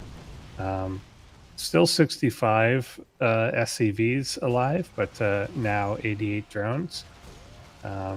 Looks like the mutas are starting to lose hold here, and he's probably transitioning away, actually getting a lot of banelings. Yeah, 23 mutas have actually gone down, so yeah, I'm pretty sure like every 50 or entered was it 75 energy? 75 energy out of those ghosts is Yeah. equaling a dead Mutalisk, so that was expensive. However, large economy on the other side, and he's kept Tyr's economy somewhat in check. Yeah, I like to see these tanks siege up really soon, otherwise he's in trouble here. Yeah, Baneling's getting off good initial hits on the ghosts in front, but then they didn't commit. Yeah, they didn't commit once they ran into tanks, and they're like, I don't want to blow up on these. But I think they probably should have. Once you're in contact, you can't retreat from those positions. So yeah, getting a good foothold there is Tyr, more than double the army supply, and now it's going to be hard for anything like Banelings to even get close. They had the position before, and I'm sure that they looked at it and said this isn't efficient, but it's too late. You have to just do it. Yeah, and the unsieged tanks did surprisingly well. They were able to focus fire the Banelings, which was nice. You know, they do more damage in that mode, and or more DPS, I'll say. And you know, they weren't splashing their own ghosts or anything either. So once the Banelings are down, it was pretty easy for him to hold. Oh, nice CMP. Yeah, very good. We saw earlier one fungal go down pretty well, but now he's going to have trouble getting any closer. EMP is going to drain all the energy. There's one in the middle on the ghost, very low, but nothing really to finish them off. Lings come in, good connect there, and this will finally clean it up. Maybe no, they just pulls back. Still a couple of blue flame hellbats. That's something that a handful of Zerkins can walk over quite yet. Yeah, so there's still 5 bases up for Eris. I guess, you know, if eventually his reinforcements will deal with this. I still think it was a good attack by Tyr. Yeah. And Tyr has gone up to 5 bases himself in the background, so yeah, this is looking really nice for Tyr, actually. I think the thought of an Eris sweep is already slowly dissipating from people's minds. Yeah. Yeah, he's still having units come in and being fairly efficient. The 4 Vikings coming in, clearing out some of the overlords. Including a dropper lord, I'm not sure what that was about. Yeah. Yeah, it's still not cleaned up yet. The infestors trying to regain energy, but I'm not sure if any are even alive now. And this base, which I didn't think was going to go down initially, will actually fall with the reinforcement waves. Yeah, this might be too much. There's just nothing decisively able to push back. It looked like he was down to about 3 units offensively, and that's now spiraled back up. And there's just nothing able to stabilize on Eris' side. The big annoying thing for Zerg too is that the Tyr's army is between all of his bases, so it's hard to like congregate an army together. I guess technically that might be an advantage for bots, as it's easier to surround that way, I suppose. But it's easy if you were able to coordinate it to say like hold, now surround. But the problem is they just trickle in one by one because they're trying to rally to a point. So this is pretty tough. Yeah, I was thinking it'd be terrible for a human for the Terran to be in that position, but then again, a bot doesn't need to bring all their army to one location like a human does. So For sure. The infestors here, other than a couple fungals that weren't really able to finish anything off, just completely counterfeited by the ghosts that were able to EMP them the moment they saw them, and just keep that entire thing suppressed. So we had a huge investment into the mutas early on, 23 of them dying, arguably getting some damage done, but not enough to stop any of this or stop the main force of ghosts, which is the problem. And then switching into the huge investment of the infestors, which just never got anything going. 25 dead, 7 dead infestors, and I think most of those infestors, I think I saw 3 fungals, and most of them getting off with doing literally nothing. Yeah, that was just a perfect decision by Tyr there. You know, the Mutalisk kept him back, it allowed Eris to get a larger economy, but he lost a whole bunch of mutas, and Tyr still had this massive army. So the one advantage Tyr still had was the ability to just go kill his opponent, and that's exactly what he did. Yeah, absolutely. For sure. You always got to think that there's times in human games as well, like you're with someone on the ladder, they do a lot of damage with like drops or mutas or something like that. you clean it up, and then I've often gotten the reaction of like, but I did so much damage, how'd you kill me? And it's like, because you didn't kill the army, your damage was something else. You traded your army to do future damage. Well, then that usually is a signal to me to just go kill you, because you don't have what you have, and that's kind of what we ended up seeing there.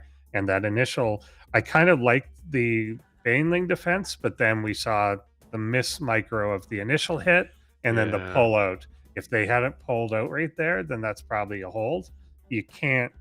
I get the logic is you're like, Banelings are now hitting tanks individually, and I don't want to do that. But if you're literally physically touching the tank already, you have to detonate. It's too late.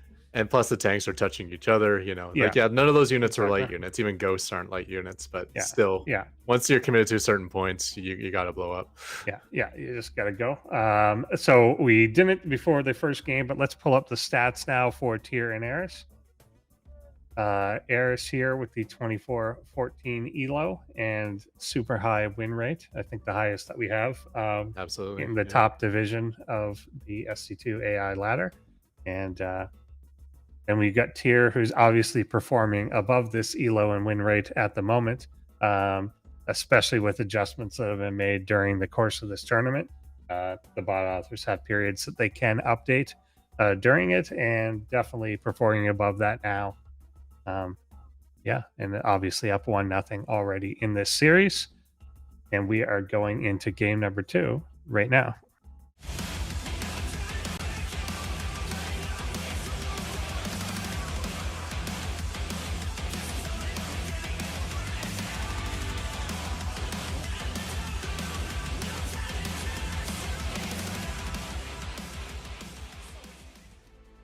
Team Erises. Eris.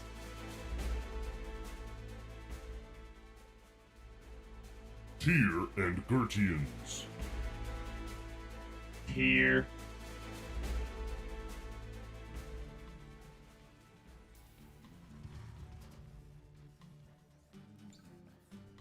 Okay, so here we are going into game 2, and immediately my mind is jumping to Swarm Hosts. I remember that's something that gave Eris a lot of success versus Tyr in the group stage. And they were mentioned in that interview as something about the trigger changing or something, given that Tyr maybe has found a way to counter it. But yeah, that would be an interesting thing to see. 3 units of any kind. You've obviously had a lot of success using turrets from Ravens. But yeah, anything coming from like energy or just, broodlings from broodlords and stuff like that can be really good, because it's all about that efficiency game and often the inability for the other bot to really recognize like this isn't like a unit that's worth killing so much as it is just something that you should back away from. Yeah. I mean, although the one bots that my free units did not work against was Tyr, who was actually smart enough to say, yeah, I can step back for 7 seconds and let those things expire, no problem. Yeah, definitely. So the Master Ravens wasn't doing much of anything. Very similar opener here out of Tyr as he gets in his Worker Scout and is now building the Reaper. Meanwhile, another 3 base into pool opener for Eris here. Did he take his 3rd before his pool? It looks like he did. It looked like he did, just based on how far along that is. So yeah, quite greedy, but makes sense. Neither of them is gonna cheese or proxy, or at least not in this game. Yeah, but I don't think Eris ever is. Yeah, I don't think Tyr's gonna cheese, but there is a potential here for this Reaper to get some drone kills, though. Even a couple of drone kills kind of negates any advantage of taking that 3rd so quickly. Yeah, that's true. He prefers to scout the whole base first, but even then, there's still not going to be a queen done in time. Just comes in and checks out that monster sign in the back. Ooh, that's a fast layer too. Okay, no, he leaves. Yeah. Okay. Done with it. In and Done out. with it. I've scouted that you're vulnerable and accepted that. I'm gonna leave. So yeah, Eris will once again get away with the economic cheese, basically. Oh, I do see that tier actually swaps add-ons. I've been waiting for a bot to do that. Yeah. Because I have some code that like, tries to steal other Terran's Oh, add-ons, nice. but no bot actually swaps. So it's like I've never been able to use it before. Nice. I think there's something I think it was before you even had ever submitted one. But we had a bot that was designed to do exactly that, to swap add-ons and then start building banshees. And there was one game it got into where it just happened that the enemy player killed, I think it was just killed that add-on, and then the starport didn't. It was looking for the add-on for where to land again, but it was gone, and it just stopped. Yeah. Like, it was just like, that's enough. I could definitely see that happening. Yeah. A lot of production being added on here, including that Ghost Academy for a tier. And we got a Spire already again for Eris. Last time I kind of speculated that may have saw a Liberator and then decided to make a Spire for it, but it looks like that may just be part of the plan to get the early Spire. Yeah, this is an extremely quick Spire. So he went straight into 3 base before pool, but then as soon as the pool finished, he started the lair. Yeah. So a lot of shortcuts being taken here by Eris. I would love to see that Hellion Harass again. I suppose that would be nice opportunity with all these shortcuts being taken. Yeah, it's very effective before. This time, so the Spire's done. We'll get some mutas out. Not enough to just pump out like 9 initially, although 6, 7 will get up there with each chunk of 100. Yeah, 8's pretty good. And not floating a pile of gas this time, Yeah. as he does have the minerals from not losing all of his drones. Yeah. Yeah, so this is going to be trouble for tier. The difference also is tier is only on 2 bases instead of 3, which I guess means he'll be able to defend this easier, but it also means he has less to defend. Less economy, we'll say. Another case, although there's a couple of Vikings out, it's a case where if you were able to just jump on this up front, then you could potentially just wipe everything out, but it will go in for the economic damage in the back here.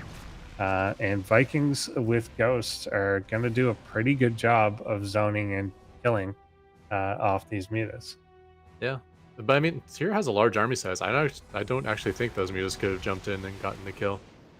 There's like 3 snipes available. There's a handful of Marines and like 3 Vikings that can kite back.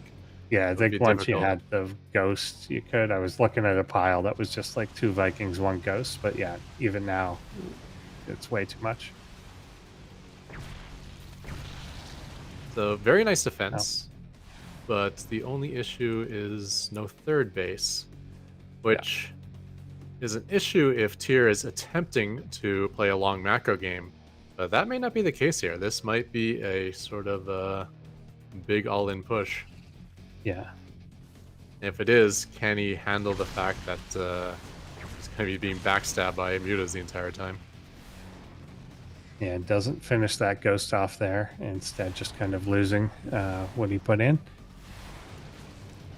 And Eris getting up to 4 bases, getting supply block there a little with the Overlord.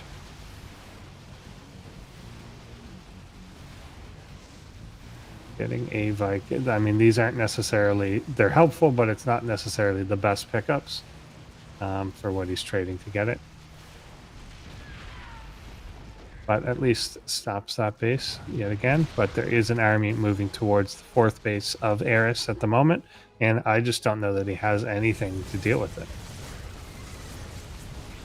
Yeah, he still has a good amount of mutas. I think he pulled back the ones that are injured in that fight. He was able to kill off the Vikings, so there's the potential to come back and defend, but I think he's going to stay on the counteroffensive. Yeah, so this game could get a little messy here. We'll have to see how this turns out for the most part. I think if he gets enough here, then he can lose the 4th, and because this is only 2 base, if he kills a lot of these SCVs, which he is, then it could be worth it if he gets this tank too. Ghost coming back should shut this down, although they don't have energy now, so they can't snipe right away. Missile turret's gone down as well. Lost most of the workers at his natural. Yeah, Tyr is in a lot of trouble right now. Yeah. he didn't even since he had to come back, he wasn't even able to actually finish the push onto the 4th, which is a big problem. Had they traded both those off, it's potentially recoverable, but now it just definitely looks out of hand. Yeah, their base was canceled as well, so there isn't really an economic follow-up for Tier. Yeah, this just looks like a lot of trouble. Maybe just, kill a whole bunch of mutas for free and try to slowly get back into the game that way. Yeah. He still has a good ghost count. Most of them have snipe available again. Yeah, as we're going to see demonstrated. Yeah. Right there. And we're not on the most latest balance patch, so snipe cannot be cancelled by running away. Yeah. That Burrowling, again, providing a lot of trouble. You could see that an SCV was trying to put down a base, but there is a Burrowling there once again, which is just going to be really, really obnoxious, given that he doesn't have a lot of energy that he wants to spend on stuff like scans, and there's no mobile detection. Such nice a simple little thing, end. and it screws up so many bots. Yeah, those were good connects. Yes, very good with the Bailings this time. Yep. Yeah, overwhelming that army. And now I think the counteroffensive should more or less be able to end it with the ghost camp being gone. Yeah. So in fact, even these mutas are going to be annoying what's left of them. Yeah, definitely. Yeah, they kept getting killed, but they did enough, and particularly once he moved his army out and they were able to wipe that natural base of SCVs, like that became very worth it. So it looks like we're not going to at least get a sweep out of either one of these players. Yeah, I can't really imagine a way back into this tier. He has been given a little bit of time here, so he's going to be able to set up his 3rd base. But as soon as Eris decides to attack, it's going to be a lot of trouble. Yeah, again, this is shockingly even, but it's what was killed here. 37 SCVs versus 23, 24 now mutas on the other side. 8 ghosts going down definitely helps if those were all still alive somewhere. 5 tanks. That was killed on the offensive side of things. But yeah, just to your point, if Tier had the 3rd base kind of from the beginning, then you're in a different position. But being on 2 base and then losing half of that is definitely trouble. And again, I don't mind the decision making of Tier there. He's on 2 bases. You probably should be going for the throat, and he tried, and it didn't work. But that doesn't mean it's not the right decision in that spot. Yeah. Because you're down 5 bases to 2. Maybe going earlier would have been a better choice, but that's difficult with mutas flying everywhere. Yeah. Oh my gosh, these Banelings are just raining through. Yeah. So that looks like the end of Tier on this one. Put him out of his misery. He's dead already. And I like often the bot authors do tend away from Banelings because there's something that you can micro against. As a bot, you can micro so perfectly, but there is a point where it just becomes overwhelming, or even you trying to micro away from them creates a problem. While you're trying to run away, other things get you. Yeah. And it's a great way to improve your army when you're already maxed out, because it's just a straight up upgrade to a Zergling. You're spending resources, but it's still only half a supply. Yeah. I see that a lot from top Zerg players. They max out and then all of a sudden they end up with 60, 70 Bailings because they're so far ahead economically. All right, GG Eris has tied up the series now 1-1, unless there's some sort of massive exception blow up bug or something. Yeah. After he's got it, just burning down. Did say he had a 0.1% crash rate, so that's true. Always a possibility. Always a possibility. It's happened before. Yeah, there we go. So tied right out of the block. This is why we do these last ones best of 7, because there can be a little more variation. I think so far in our first round, we had a number of 1-1 and then 2-1, ace matches. But I don't know. Do you think? I hope it stays close. If we get a 3-3, that would be good. Possibly unlikely, but we have had it before. Like you mentioned, we have gone to game 7 in some of these before. Although I think when it did, it was 3-0 and then the reverse sweep a couple times. Yeah, it looks like they're both bringing alterations to their builds, so they're bringing different things. But even in the group stage, we saw 3 games of almost 3 identical games, and it would still ended up going 2-1. Yeah. So even even if they use the same builds, different things can happen within the game that can change the outcome dramatically. Yeah. Sometimes just like whoever wins the first fight will like go on to win it 15 minutes later, sort of idea. Exactly. So we are ready for game number 3 right now.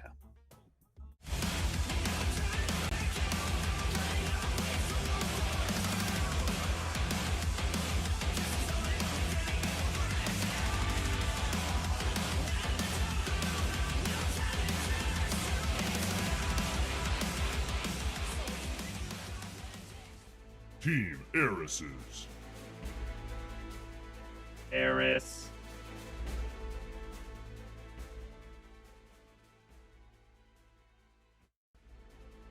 Tyr and Gertians. Tyr.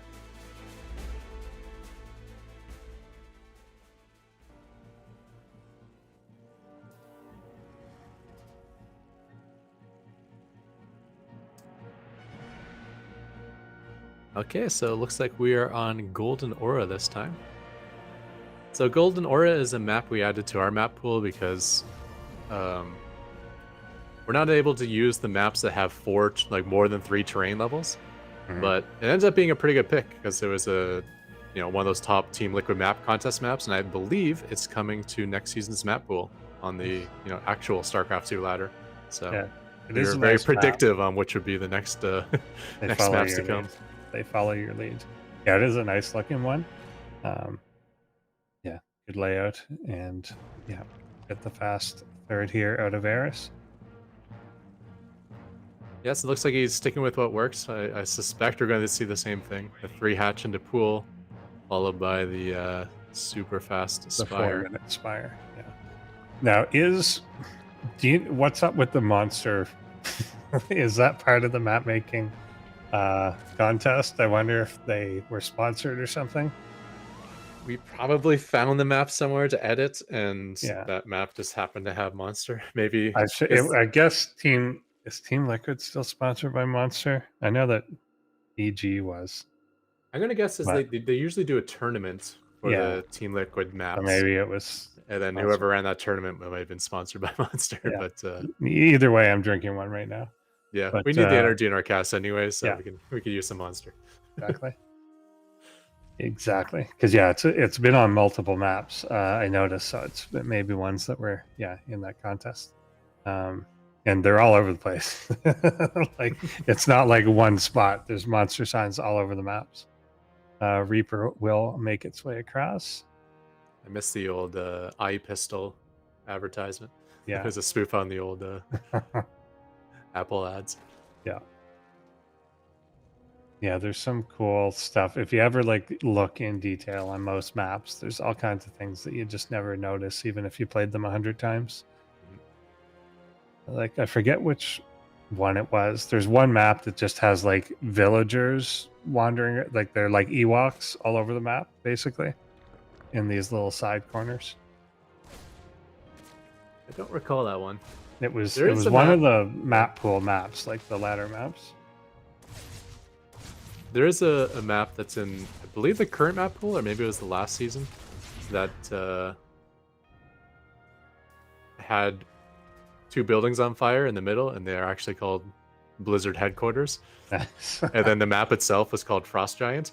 So they had to change the structures in the middle, and they had to rename the map before it went on the ladder. Too bad. I'm shocked that map was actually picked by Blizzard to go into the well, ladder. You hate us, but we're still going to use your map. Yeah. Nice. Yeah, I don't think I had seen that, but that is excellent. Okay, so immediately seeing a much faster third base out of Tyr. I think he's going more or less into his game 1 build, as I see Liberator on the production tab as well. So is this an even faster Spire? That went down at 3:30. It was as ridiculously fast as the last game. Yeah. So it was 3 hatch into pool, and then immediate layer and Spire afterwards. But I think we're getting the game 1 build out of Tyr, right? So I suspect this shortcutted build out of Eris is going to be very vulnerable to Hellion Harass, and I think that's really what we're going to see here. Yeah, and if he loses a lot of minerals, that was the stopping point in building more mutas, and it looks like, yeah, drones will be roasted there.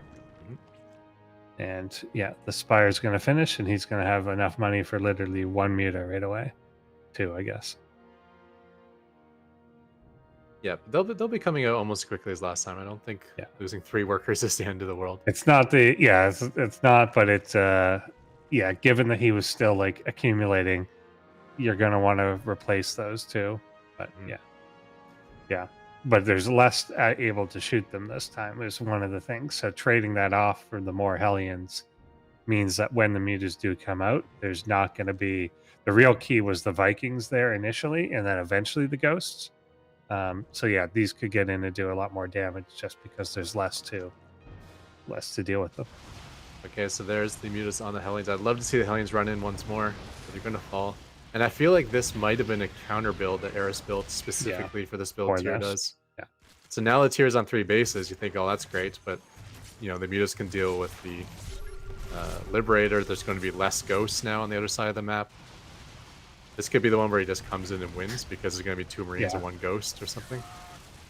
Yeah, that's kind of what I wanted to see. Like the very first time was like if you just dive on the little anti-air that's there, you could just take over. And this time he did. And this time it's little anti-air plus the mutas are arriving earlier and in larger numbers. So yeah, it looks like the 3rd base is not going to pay for itself as it'll slowly die off. Although most of the mutas peeled off, went into the main, ate the 1 snipe, and we'll continue poking around. Yeah, Mule going down, fresh Mule at the 3rd. That's a little painful. They still don't want to fight the ghost. And yeah, they're going to pick off a tank in the middle. Swing around to the natural.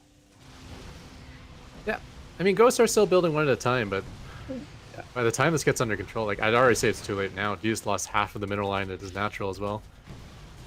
The 3rd base technically isn't dead yet, so if there is some miracle hold, 3 orbitals is a nice way to try to get back into this.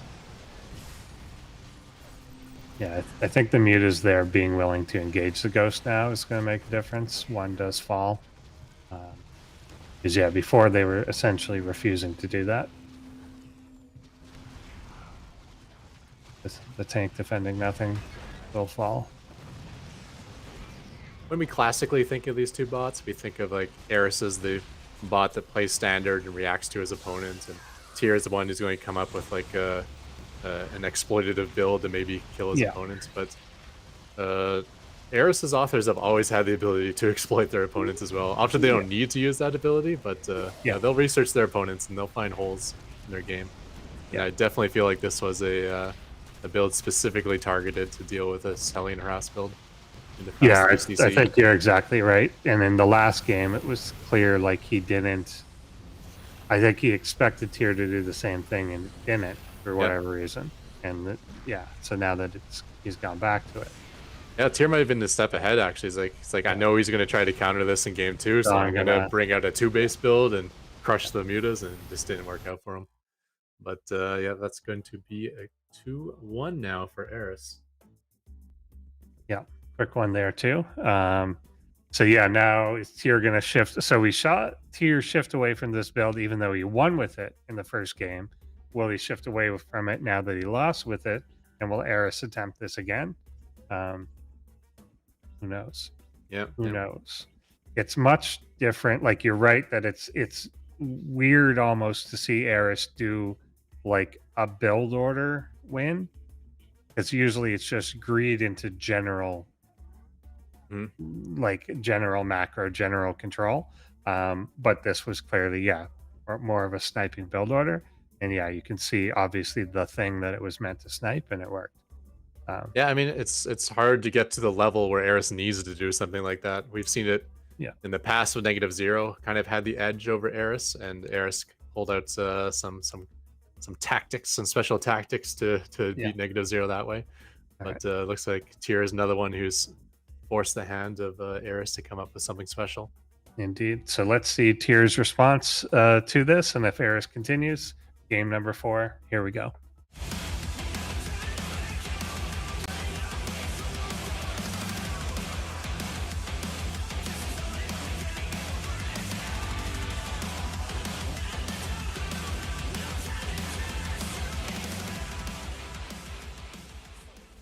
Team Erises.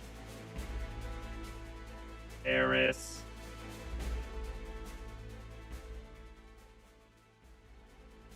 Tyr and Gertians.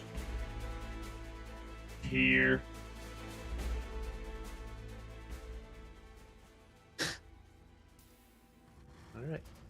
So the one thing I will say is I think Tyr's build on paper still beats the counter build of Eris.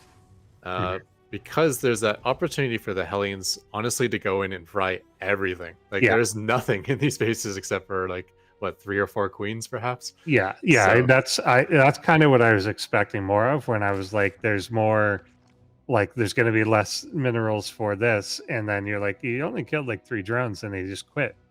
I kind of expected that to continue, but it didn't. He just kind of retreated back and stayed. It was like they went back to the place that they were waiting for the mutas to come kill them, but they didn't have to. It could have continued. Yeah, there was a Zergling keeping an eye on those Hellions, so the mutas knew exactly where to go to. I think the logic, the way Tyr does it, is he goes in, clears out the third base of drones, and then leaves. Yeah. And then he'll come back later and clear out the third base of drones again. But at least I haven't seen it. I haven't seen him like dive into the natural or main base. And there's an opportunity with how greedy this opener is out of Eris to do that. Yeah, you could definitely get that sort of thing done. Tyr building up quite a bit of minerals here. Is he moving down to take a CC or something? Yeah, here we go. Yeah, and this is his standard opener we've seen in every game. He's deviated from it in game 2, but at least up to this point has always been the same. Yeah, that build out of Eris, man. 2 hatcheries and a gas all before his pool. Yeah. The other thing is that Reaper can go collect kills if it wants to as well. Yeah, definitely. That's something you pointed out previously, that he's checking it out and then seeing no defense and still deciding not to do anything.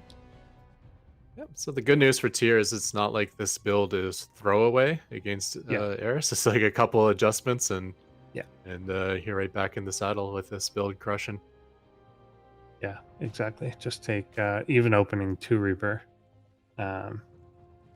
would drastically alter things. 1 could still get a lot of work done, but 2 would just be bam, bam, bam. All these are gone. Okay, so it looks like the layer is approaching halfway complete. So once again, it's going to be that super fast muta timing. Let's see if we get any deviation on Tyr's side. I'm trying to discover if he's doing the 2-base build again. I think he might be. He's got this tendency too. This is now the 3rd or 4th time that he's kind of sent in a Reaper, done nothing with it, but then just went and hugged the queen until it died. So I don't know what's happening. That's another like tiny tweak, but like it's not that important, but you could get a lot done with that Reaper. Oh, that's a typical, ladder hero. Yeah. Yeah, I've done my scouting with this Reaper. How can I just throw it away because it's just wasting supply from me right now? Yeah. But for a bot, yeah, it's something that could give like value nonstop, as we've seen from Micro Machine, where sometimes 15 minutes into the game, the Scout Reaper is still alive with 22 kills or something. Yeah, exactly. Especially since you're transitioning to Hellions, having 1 Reaper alive with it to chuck down a grenade when you need it, it could be really, really valuable. Yeah, especially versus humans, because humans normally kind of A move, and then the Reaper soaks up the damage, and obviously that gets regenerated. So it's kind of like having a shield in front of your Hellions. Yeah. Against bots, I don't think bots will do that, but more likely to target down the weakest unit. All right, so here comes the Hellions in. There's only 3 of them, but again, that's more than enough to fry all these drones who do not have any burrow. 1 drone actually jukes his way through and gets out. So what was that, about 5 worker kills? I think that was more than last game. Yeah, it looked... Yeah, 4. 4, okay. I think last game was just 3, but yeah, and then the one that got away. But yeah, then he's kind of doing the same thing here. He's just going to come and chill. And that makes sense if you think like the intention is to go back in a little bit to get more. But whether they make it to that point is really up to the mutas that are now coming out. Yeah. And even if they dived in after the mutas started attacking them, they'd still get maybe 3 or 4 more kills, buy time for another ghost to get out on the army, to get on the field.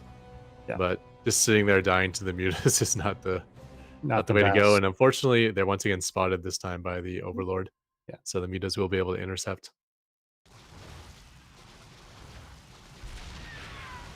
I guess technically they're still buying a little bit of time. Yeah, just by... Okay, they're trying to go somewhere now. That guy. Get him. Run. Keep these mutas on the run. That was almost bad because they forced out a scan. Yeah. Just so you could see the drones that won't die and won't burrow. Yeah. Okay, well, I mean, we do have a single ghost on the field before the mutas arrive this time. Yeah. Let's see how afraid they are this time. Because, you know, if he can hold the third base economy, which he wasn't able to do in game 3, it could make a big difference. Yeah. Ghost is arriving now. There's the snipe. Yeah. And the mutas do not care. Yeah, the mutas are fairly happy to sit there and collect all the free kills. Yeah, very good with it. Second ghost will be out shortly, but yeah, picking up the Marines, the tanks, the medevac. A Viking definitely helps a lot more, and I don't know that they're going to be confident enough to jump on that yet. There is enough. There you go. Now that everything else is cleared, they'll come take it. Another snipe will go, but at the expense of the ghost's own life. And nice micro out of the Mutalist here. He is pulling back the ones that weak. Mutalists do regenerate hit points far faster than any other Zerg unit, except for Burrowed Roaches. Yeah. And tanks, just a lot of value dying for nothing. Yep. Yeah, well done by Eris. I was thinking maybe he might get scared of the single ghost. We saw him be scared of a ghost and 2 Marines, I think, in game 1. And I think if they were grouped up at the moment, because he fought the 2 Marines, the ghost came 3 seconds later. I think if they were together to begin with, maybe. But yeah, not quite enough to intimidate. So it looks like, Eris found the key. He found the build order to work here.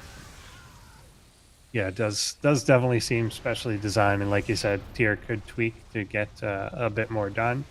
I could see maybe map making a bit of difference if the third base was in a different place compared to the natural. Maybe they do something different, but I don't know. But yeah, so we got Eris now on match point at 3-1. And tier kind of has to shift out of the build because we've seen obviously him win against this with a different build. But just the way that this is designed, there's not enough that shoots up by the time you have 8 mutas in your face. Yeah. And you don't expect mutas to be in your face that early either. No. So yeah, it's literally not possible to get that many mutas that early with any normal build. Yeah. Or even at all for a human. So yeah. I think literally the speed mining and stuff like that makes it inhumanly possible. The fastest possible third base, and then from that's the fastest possible mutas. Yeah. So not only do you get the really quick spire, but also just a lot of mutas when your spire completes. Yeah. Indeed. So we are going into game number 5 here. And can Eris close this out or tier make a comeback? Let's go.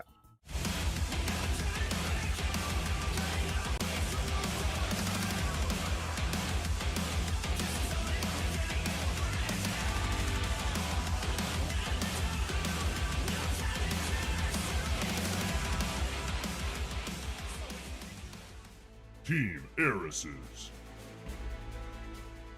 Eris.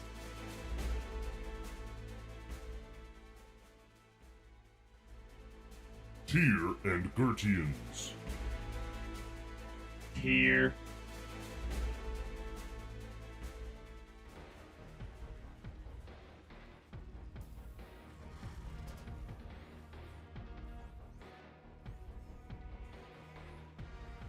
So apparently this build was what Rasper was referring to in those pre-game interviews.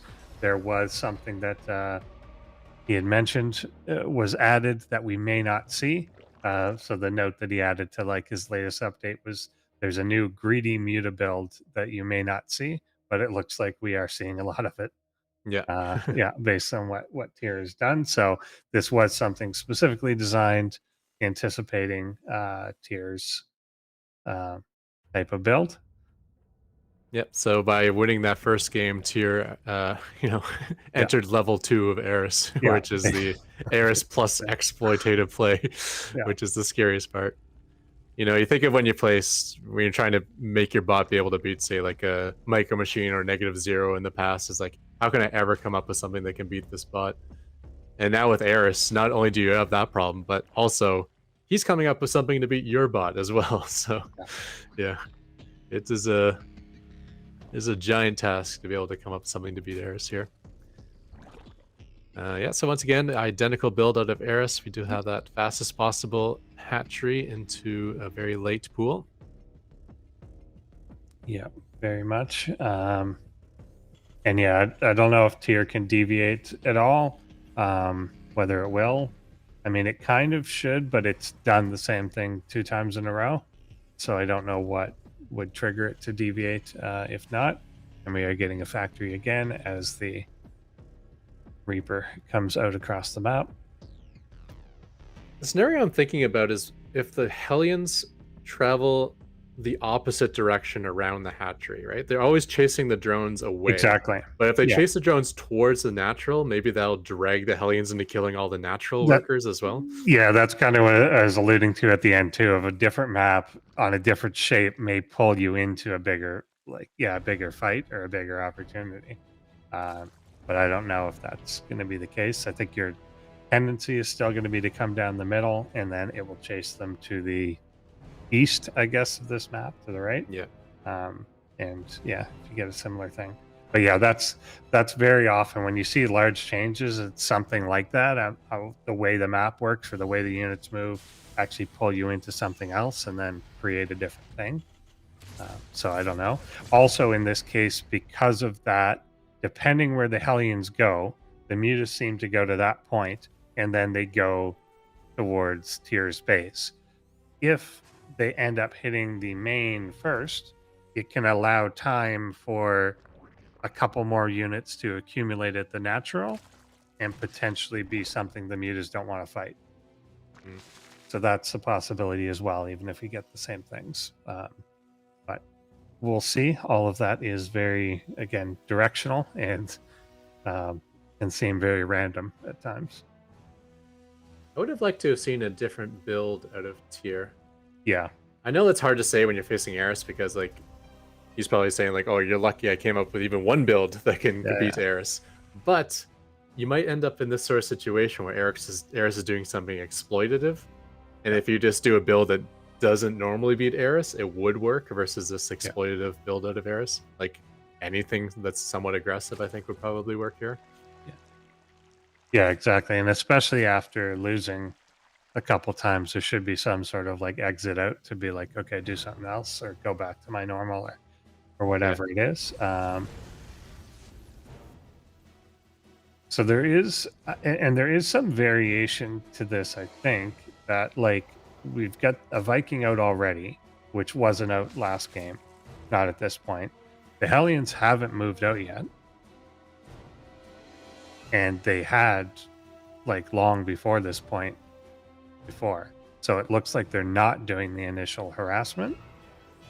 Yeah, I saw the tier author in chat mention something about the reason he stayed on 2 base that one game could have been because he scouted the Spire. Yeah. So I'm not sure if Tier scouted the Spire this game. Maybe the Reaper scout actually spotted it. Yeah. I think it must have, because he's made the decision, even though these look similar, one time it was a Liberator, this time it was immediately into 2 Vikings. He's also getting 2 missile turrets. Yeah. That's giant. So definitely this is a realization that this is what's happening, or at least it may not know exactly what's happening, but yeah, obviously knows that there's a Spire down. So see how successful this initial contact is. But with 3 Vikings, this shouldn't do as well at all. It was 2 Marines and half a Ghost last time. Now he's got 3 Ghosts, 3 Vikings, 2 missile turrets. Yeah. I would have still loved to have seen the Hellion harass, because the Hellions seem to be much on the fence anyways. Yeah, it should still be helpful. Mutas might be getting pushed into a corner here as well. Maybe Yeah. get that kill. No, it doesn't look like it. Unless he gets caught in the Natural's missile turret. No. Okay. I mean, the Hellions still keep the Zerglings in check, I suppose. Yeah. But now the question is, well, we got 3 base Zerg. Yeah, so I think now it's a matter of he's got this was a successful defense still going, but it's, obviously not going to be game losing to these mutas. But now, how quickly are you going to get back to getting the third up and getting into what you wanted to do? And we saw this in game 3. Like he fell behind economically when he did this, but he did make a big push. Now the big push didn't work, but that doesn't mean it won't work this time. Yeah. Yeah, so I don't mind, like, if he's not going to take a third and he makes a big push, that could be a route to victory, especially if he gets a few more muta kills before he does that push. Mutas flying in single file to hide their numbers. And they're now in kind of an odd position here. They're trying to go for that one Viking, but they kind of were like semi-surrounded by the Vikings on the other side. And it looks like he is going to make a push towards the third base, and that is getting swarmed. Yeah, and this is exactly what I was hoping for Tyrell. Enough mutas went down that I think the Vikings have it under control on the other side of the map. Yeah. Which means that this push of the ground forces has the opportunity to get Tyr back into this game economically. Yeah, definitely is a lot more successful. Everything is still pretty much alive there. 2 tanks anchoring it. And yeah, Vikings still doing a good job. Micring back from the Lings here. And more Queen dies. So Banelings kind of coming in, but there's no Baneling speed. These can be sniped down individually. And yeah, not connecting. It's just Zerglings against, Ghosts and Hellions both do bonus to light. Even the siege tanks are getting blast in range. Yeah, I think Eris is going to end up losing the third at minimum, and during all this, the Vikings had enough control to allow Tyr to take his own third. So, right away, I think we still have a game, even if that push gets cleaned up immediately. And it's not cleaned up yet.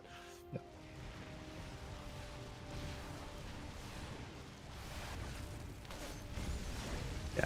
Now, all of these units are very, very low, but still with 2 tanks that are reasonably healthy, is going to make this push into the natural here. Keeping them unsieged for now, probably actually smart. As Banelings are still trying to come in from all sides. Now sieging them up at the point that they really have no cover. But that's fine. 2 ghosts kind of being evasive here. 1 alive. And the lone guy will go down, but that's a lot of damage. Yeah, nice little surround there. The mutas actually kind of leave, and then the Vikings go back to the front, and then the mutas come back. Yeah. And they're like, oh, a whole bunch of free SCVs now. Yeah. So, killing a lot. Tyr got that mineral line shredded twice.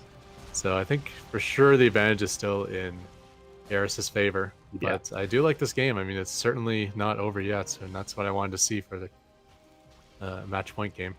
Yeah, the big absence there because of the burrow is 4 drones are dead versus 36 SCVs. Usually if you tell me you killed someone's third base and pushed into their natural, I'm assuming that you've killed 20 drones. But because of the burrow and control there, that hasn't been the case. Yeah, I was going to mention, like, Tyr's army was standing on top of about 15 drones for the majority of that time. Yeah. Like, one scan and the rebuild capabilities of Eris would have disappeared. And yeah, Eris did get up the 9 o'clock base during that time, so it's not like there's nowhere to put those drones. They do have locations to go to. Yeah. Still getting the trickle of the mutas in. I think if the Vikings were able to come with this army, then this is a much stronger push. But unfortunately, it's not really. As these engage in the middle, and now there are a lot of Banelings there, and there are a lot of Lings. So moving to this position is pretty dangerous. Yeah, he's got. Although he's not. Up front and he's not really pouncing. There he is now. Yeah. I guess he waited for the auto turrets to go down. A little poor time to siege up there. Yeah. They seem to do that. They don't siege until it's completely wrong. then it's go time. Technically, you're probably only gonna have a couple more shots anyways, which is like Yeah. what, one dead Zergling. Doesn't matter too much. Yeah, just so many Zerglings. Tank Ghost is really nice, but I mean, don't have the support units. Zerglings just kind of walk over all of it. Yeah, Lings slip in there. There's a couple Hellbats still alive. This could be nice. Yeah. Hellbats. Ooh, they went down Quick quickly though. surround, Nice little quick surround, yeah. These ones will do a little better with the tank support and going on the edge of the map, or edge of whatever that pillar thing is. Yeah. And those Lings did not kill many workers, so No. we still got 77 workers, 4 base for tier. The economy is solid. The fights are definitely not going well. He doesn't have an answer to just mass Zergling. He needs a few more Hellbats, and they need to stick with the tanks somehow. Yeah, and they keep running away from each other too, not even taking advantage of each other's surface area. Those are all red Lings, but they're going to heal back up.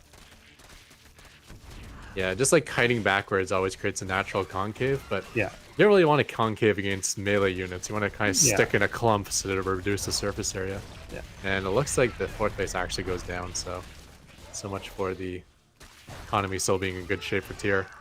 Yeah, and Eris looking like normal Eris, creep everywhere, bases everywhere. This forward army fighting isn't even the army or anything. No. The army is about to come now. That was the harass squad. Yeah. All right, he does have a nice little high ground position here. I could see this working out okay, but it's just so many Bailings. Yeah, it's just the one tank. There's another, but it's not really set. Yeah, they come in with both tanks unsieged, jump on everything, and it looks like Eris is going to overrun at this point. Everything is falling. Most of the Bailings did blow up, but the Hellbats have their own personal medevac, so they're actually doing so much damage more than you'd expect. Yeah, even Infestor coming in now, slowing everything down, and yeah. Tier has 41 army supply, but I don't know where it is. It's Vikings and medevacs up the third, which don't do too well versus Hydras. Yeah. Zerglings. Yeah, tank on the high ground, not sieged, and looks like Eris has done it. So we didn't get a sweep, but kind of close to it. Tier made some build adjustments, or at least I think detected it this time. I think you're right on that. That knew that it was going to be the Spire, but good initial defense, and even a good counter attack, like taking out the third base. Yeah, but absolutely. not killing the drones because of Burrow, and then never really getting everything going. Yeah, a little bit smarter tank micro. I Yeah. think that push might have been more than Paris can handle. In fact, there's a lot of things in these games. It's like, if a few adjustments to tier, and all these games were possibly winnable by tier. Yeah. So it was a lot closer match than I think it looked like at 4-1. For sure. So there we go. Eris, a champion yet again. Was that 4 now? Yeah, 4 at least for the author. So Okay, 1 for Spiny. Yeah, 1 for for Eris. Spiny, 3 for Eris. So yeah, exactly. So Awesome. So congratulations. Congratulations, Jasper and Paul. Yeah. And tier just needs some small adjustments, like we were saying throughout those, to, I think, make a difference there. So I expect to see these two hitting each other again at some point in the future with more snipe, counter snipe adjustments and things like that. So a good one. So recapping the day, humans staying alive 4-2, Eris over tier 4-1 to take the championship. Thanks everyone for watching. Thanks Ketrock for joining me. Oh yeah, okay. I didn't know if you were. I was going to ask that again. Drekken's coming back in to take the spotlight. Here's how we got there though. Eris beating out Octopus in a round of 8. Ketrock taking out Kaninana, and then Eris with the 3-1 over Ketrock. Sharkbot taking out Xena. Tier, almost surprisingly to a lot of people, 3-0ing Sharkbot to make it to the final there after beating Micro Machine, and then finally our 4-1 score. But game certainly a lot closer than probably the final score would indicate. Yeah. I don't even think there was a bad series there, even though they're all sweeps until the finals. Yeah, they're pretty. They're good. all fairly competitive, I think. So yeah, that we have Eris once again as our champion. For you guys as casters, is it something that you expected? Like, I guess you both filled out prediction brackets, so I think mine was perfect. Yeah. This is exactly. So it is exactly what I had Eris winning it. Yeah. Yeah. It's definitely a shock if Eris doesn't win, because he does have a not as significant maybe as in the past, but he does have a lead over every other bot, I would say. I guess really then to prevent ProBots from getting stale and how do you see bot authors needing to change now? Are we going to see a micro machine level where people will start trying to snipe Eris, or is he just really so well built that the snipings we saw when micro machine dominated the ProBot scene for a while, people came out of the woodworks to just take him down just early off in the ProBot series? So I think that is what you'll see. And I mean, I think that's literally what we just saw. We just saw, though, Eris anticipating and countering the snipe that was going to happen, or that maybe he saw in other places. But yeah, I think that's going to have to be the case. Because even though you asked, like, would I predict that Eris would win? Yes. Would you predict that Eris wins using a pre-formulated Muta Rush build? No. Not in a million years. So because that's totally unlike anything Eris has ever done before. So, or at least that we've seen in this tournament. So I think that's it. The authors kind of pushing each other and trying to find, if you make a well-rounded bot, it's going to be, what do I find in your bot to exploit? Where's a weak point? And then obviously the author has to counter that weak point. I think we just saw like the third chapter of this instead of the middle chapter where that would have worked. And like Eris is staying one step ahead of his opponents. We saw there that Tyr had actually came out of the gate saying he was ready for Eris, especially his Swarm House builds, and Rasper was like, we were already ready for that. We were ready for your counter. And so so how do we, as organizers, or even yourself, ketrock, as a bot maker, how do you see it evolving, taking out Eris so that, if he's already anticipating people's counters, where is his weakness? Well, he's the strongest bot, but he certainly has weaknesses. Like, I think every single game Tyr had the ability to win if you could go in there and spend a few hours coding mid-game. His scouts got in there. It saw the really late pool, so that Reaper could collect 5 drone kills if it wanted to. He knew the Hellions could have gotten a massive amount of work done. It's it's difficult. It's difficult for Eris too, because he's got the target on his back. No one's building snipe builds versus Benbot BC or Sharpened Edge, right? But everyone's building snipe builds versus Eris. I know Sharkbot was probably had something ready for him. I know Xena probably had something ready for him. So it's tough to be number one as well. Yeah, and I think this also kind of extends to what we saw in some of the human games. But I think something that bot authors need to be thinking towards, and it's complicated to do, is there's got to be a this isn't working logic, or a something that can evaluate that what I'm doing is not producing a good result right now, and whether it was in my code or not, I need to change to something else. Because we saw that with the humans, the ones that won were ones that were able to bait the good bots into taking a bad situation over and over and over and over until it won. And then you see in the multiple games here, it's getting Tyr to do the same thing against the same thing and still lose, and it doesn't quite adapt to it. And that's easier said than done to be but there has to be something that is if I've done something 3 times and it's not working, I can't do this anymore.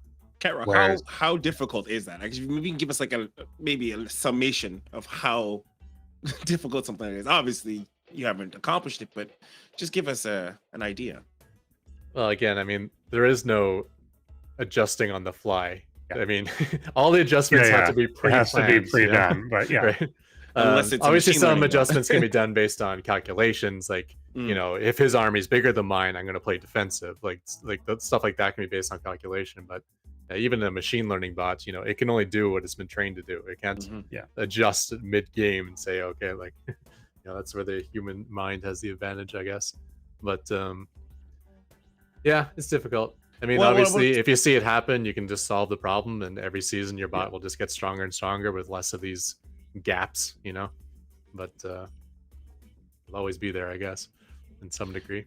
And in terms of the quality of so actually I just asked about predictions. Who won our predictions? Did we have a victor in predictions? So I think we had a few. So well, you had the backup questions. Yeah. So we actually a quick glance of the prediction. The brackets have to be updated, but I'm pretty sure Endersword, your prediction is one. So actually, Joe, if we can actually see the Endersword prediction, we can put that up on the screen so the good people can how right Endersword was. Exactly. That's the important thing. Now, were there tie-breaking questions that were? I thought there was, but I forget now. There was, but we actually were not able to. We didn't understand how the worked. We discovered it at that time, and we're like, oh, this was kind of cool. But I don't think we figured it out properly to get it to operate, because we asked who would maybe max up first or something like that, and it only accepted a one-word answer as opposed to maybe out of the pairs or whatever. Yeah, usually you can predict what's the final score going to be, or what's whatever going to be. I think we had the question was who's going to have the longest match. Yes. What it was. Yeah, and we were unable to really figure out how to get that to work, but I think each season we'll figure it out a little bit more in these predictions. Thank you so much, everybody who put in a prediction. I think that it's a lot of fun to kind of see who you think is going to win. So I think the other person so there were two then. So it was myself and somebody named Easy. Easy. Yep, someone else with the name Easy. Yeah, living up to his name. Voice for him. Yeah. Easy predictions. No prizes, but easy win. And so before we roll it off, what are you hoping to look for the next season? Endersword. One, I want to see new authors again. I always like it when there's new bots that we haven't seen before, and especially when they surprise. And I think I want to see, even though I still don't think we're there, I want to see new machine learning stuff. I want to see that sort of attempt again, and it's harder, but that sort of thing I want to see. We should have a separate division for machine learning bots. Yeah. Ketrock, yourself, what would you like to see? Well, just personally, I would like to get some more time to work on my bot. This is one of the first seasons where I felt like there's no chance I'm going to win this time. I just didn't have time to update some stuff, but I got some ideas I want to come in. For ProBots itself, I mean, I don't know. This is a great season. Just more of the same, I guess. All right, and then for myself, I actually will agree with Endersword. I definitely like to see more machine learning bots. Whether we resurrect some of the, I guess, open source versions that have been DI Star, or Sarzabot, if we can maybe pull its corpse out of somewhere, bring it into fruition. Howitzer. I want to Doogie Howitzer, the Harvester.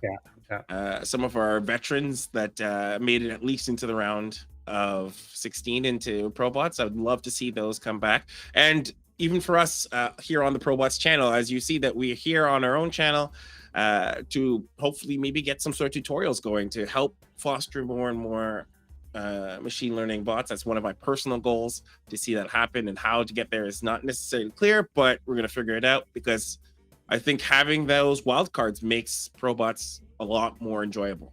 So and for you out there in the audience, I would really like you guys to try your hand at the bots. You can download a template.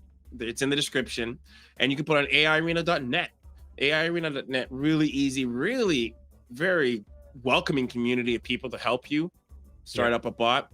You can put it in there, get on the ladder, and if you make it to the top of that ladder, the top 12, you too can have your bot in ProBots. I have actually seen some people comment on some of the YouTube videos of YouTubers talking about ProBots, and they're like, well, why is this bot so janky on its builds and can't do things like humans? I'm like, I welcome you to try. I think you should give it a shot, and you'll get a chance to see maybe just it's really difficult. It's actually really, really difficult to get them to do the things that we humans find really easy to do, and maybe in some ways take for granted. So give it a shot. Grab yourself the template. The template's super easy.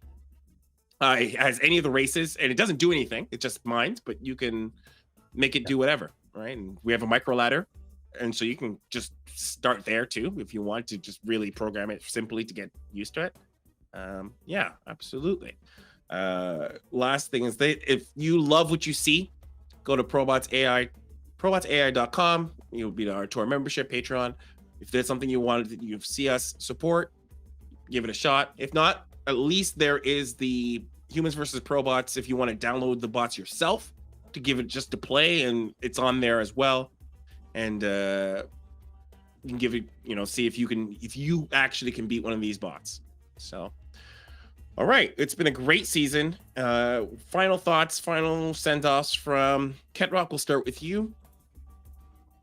Yeah, just looking forward to next season, and I think you two will get your wish. There is actually quite a few new authors in the in the Discord nowadays. I think thanks to Loco for bringing some attention to our community. Yeah, so, yeah, and, I noticed that too, for sure. Yeah, and even some of the bots we have seen that were like mid-tier, some of them might be coming up to take over the ground. So yeah, we'll see some variation coming up next. And we're also seeing a lot of bot authors coming out of retirement who are, they were like, getting a little bit excited again. And so that's where, we have Antibot. I see Antibot. We might see a return of Antibot. So Sabalas is back for sure. Yeah, absolutely. Final thoughts, Ender Sword. Similar thing. Great season. A lot of good stuff and a lot of good advancement. So I'm happy to see that more people engage with it, and I hope that does continue, and try your hand at it. So that's it from here of us here at ProBots. It's been an honor and a pleasure to put this event on for you. I say this every year, and I say this every year, but this has been our best season to date. And I think literally in terms of just sheer numbers and bringing a lot of you here to the show, to see the show. And I look forward to putting together an even better show in season 2 of 2023. So stay tuned here on this channel, subscribe, like, all those YouTube things. We're not done here yet. We got more ProBots for you. We'll see you next season.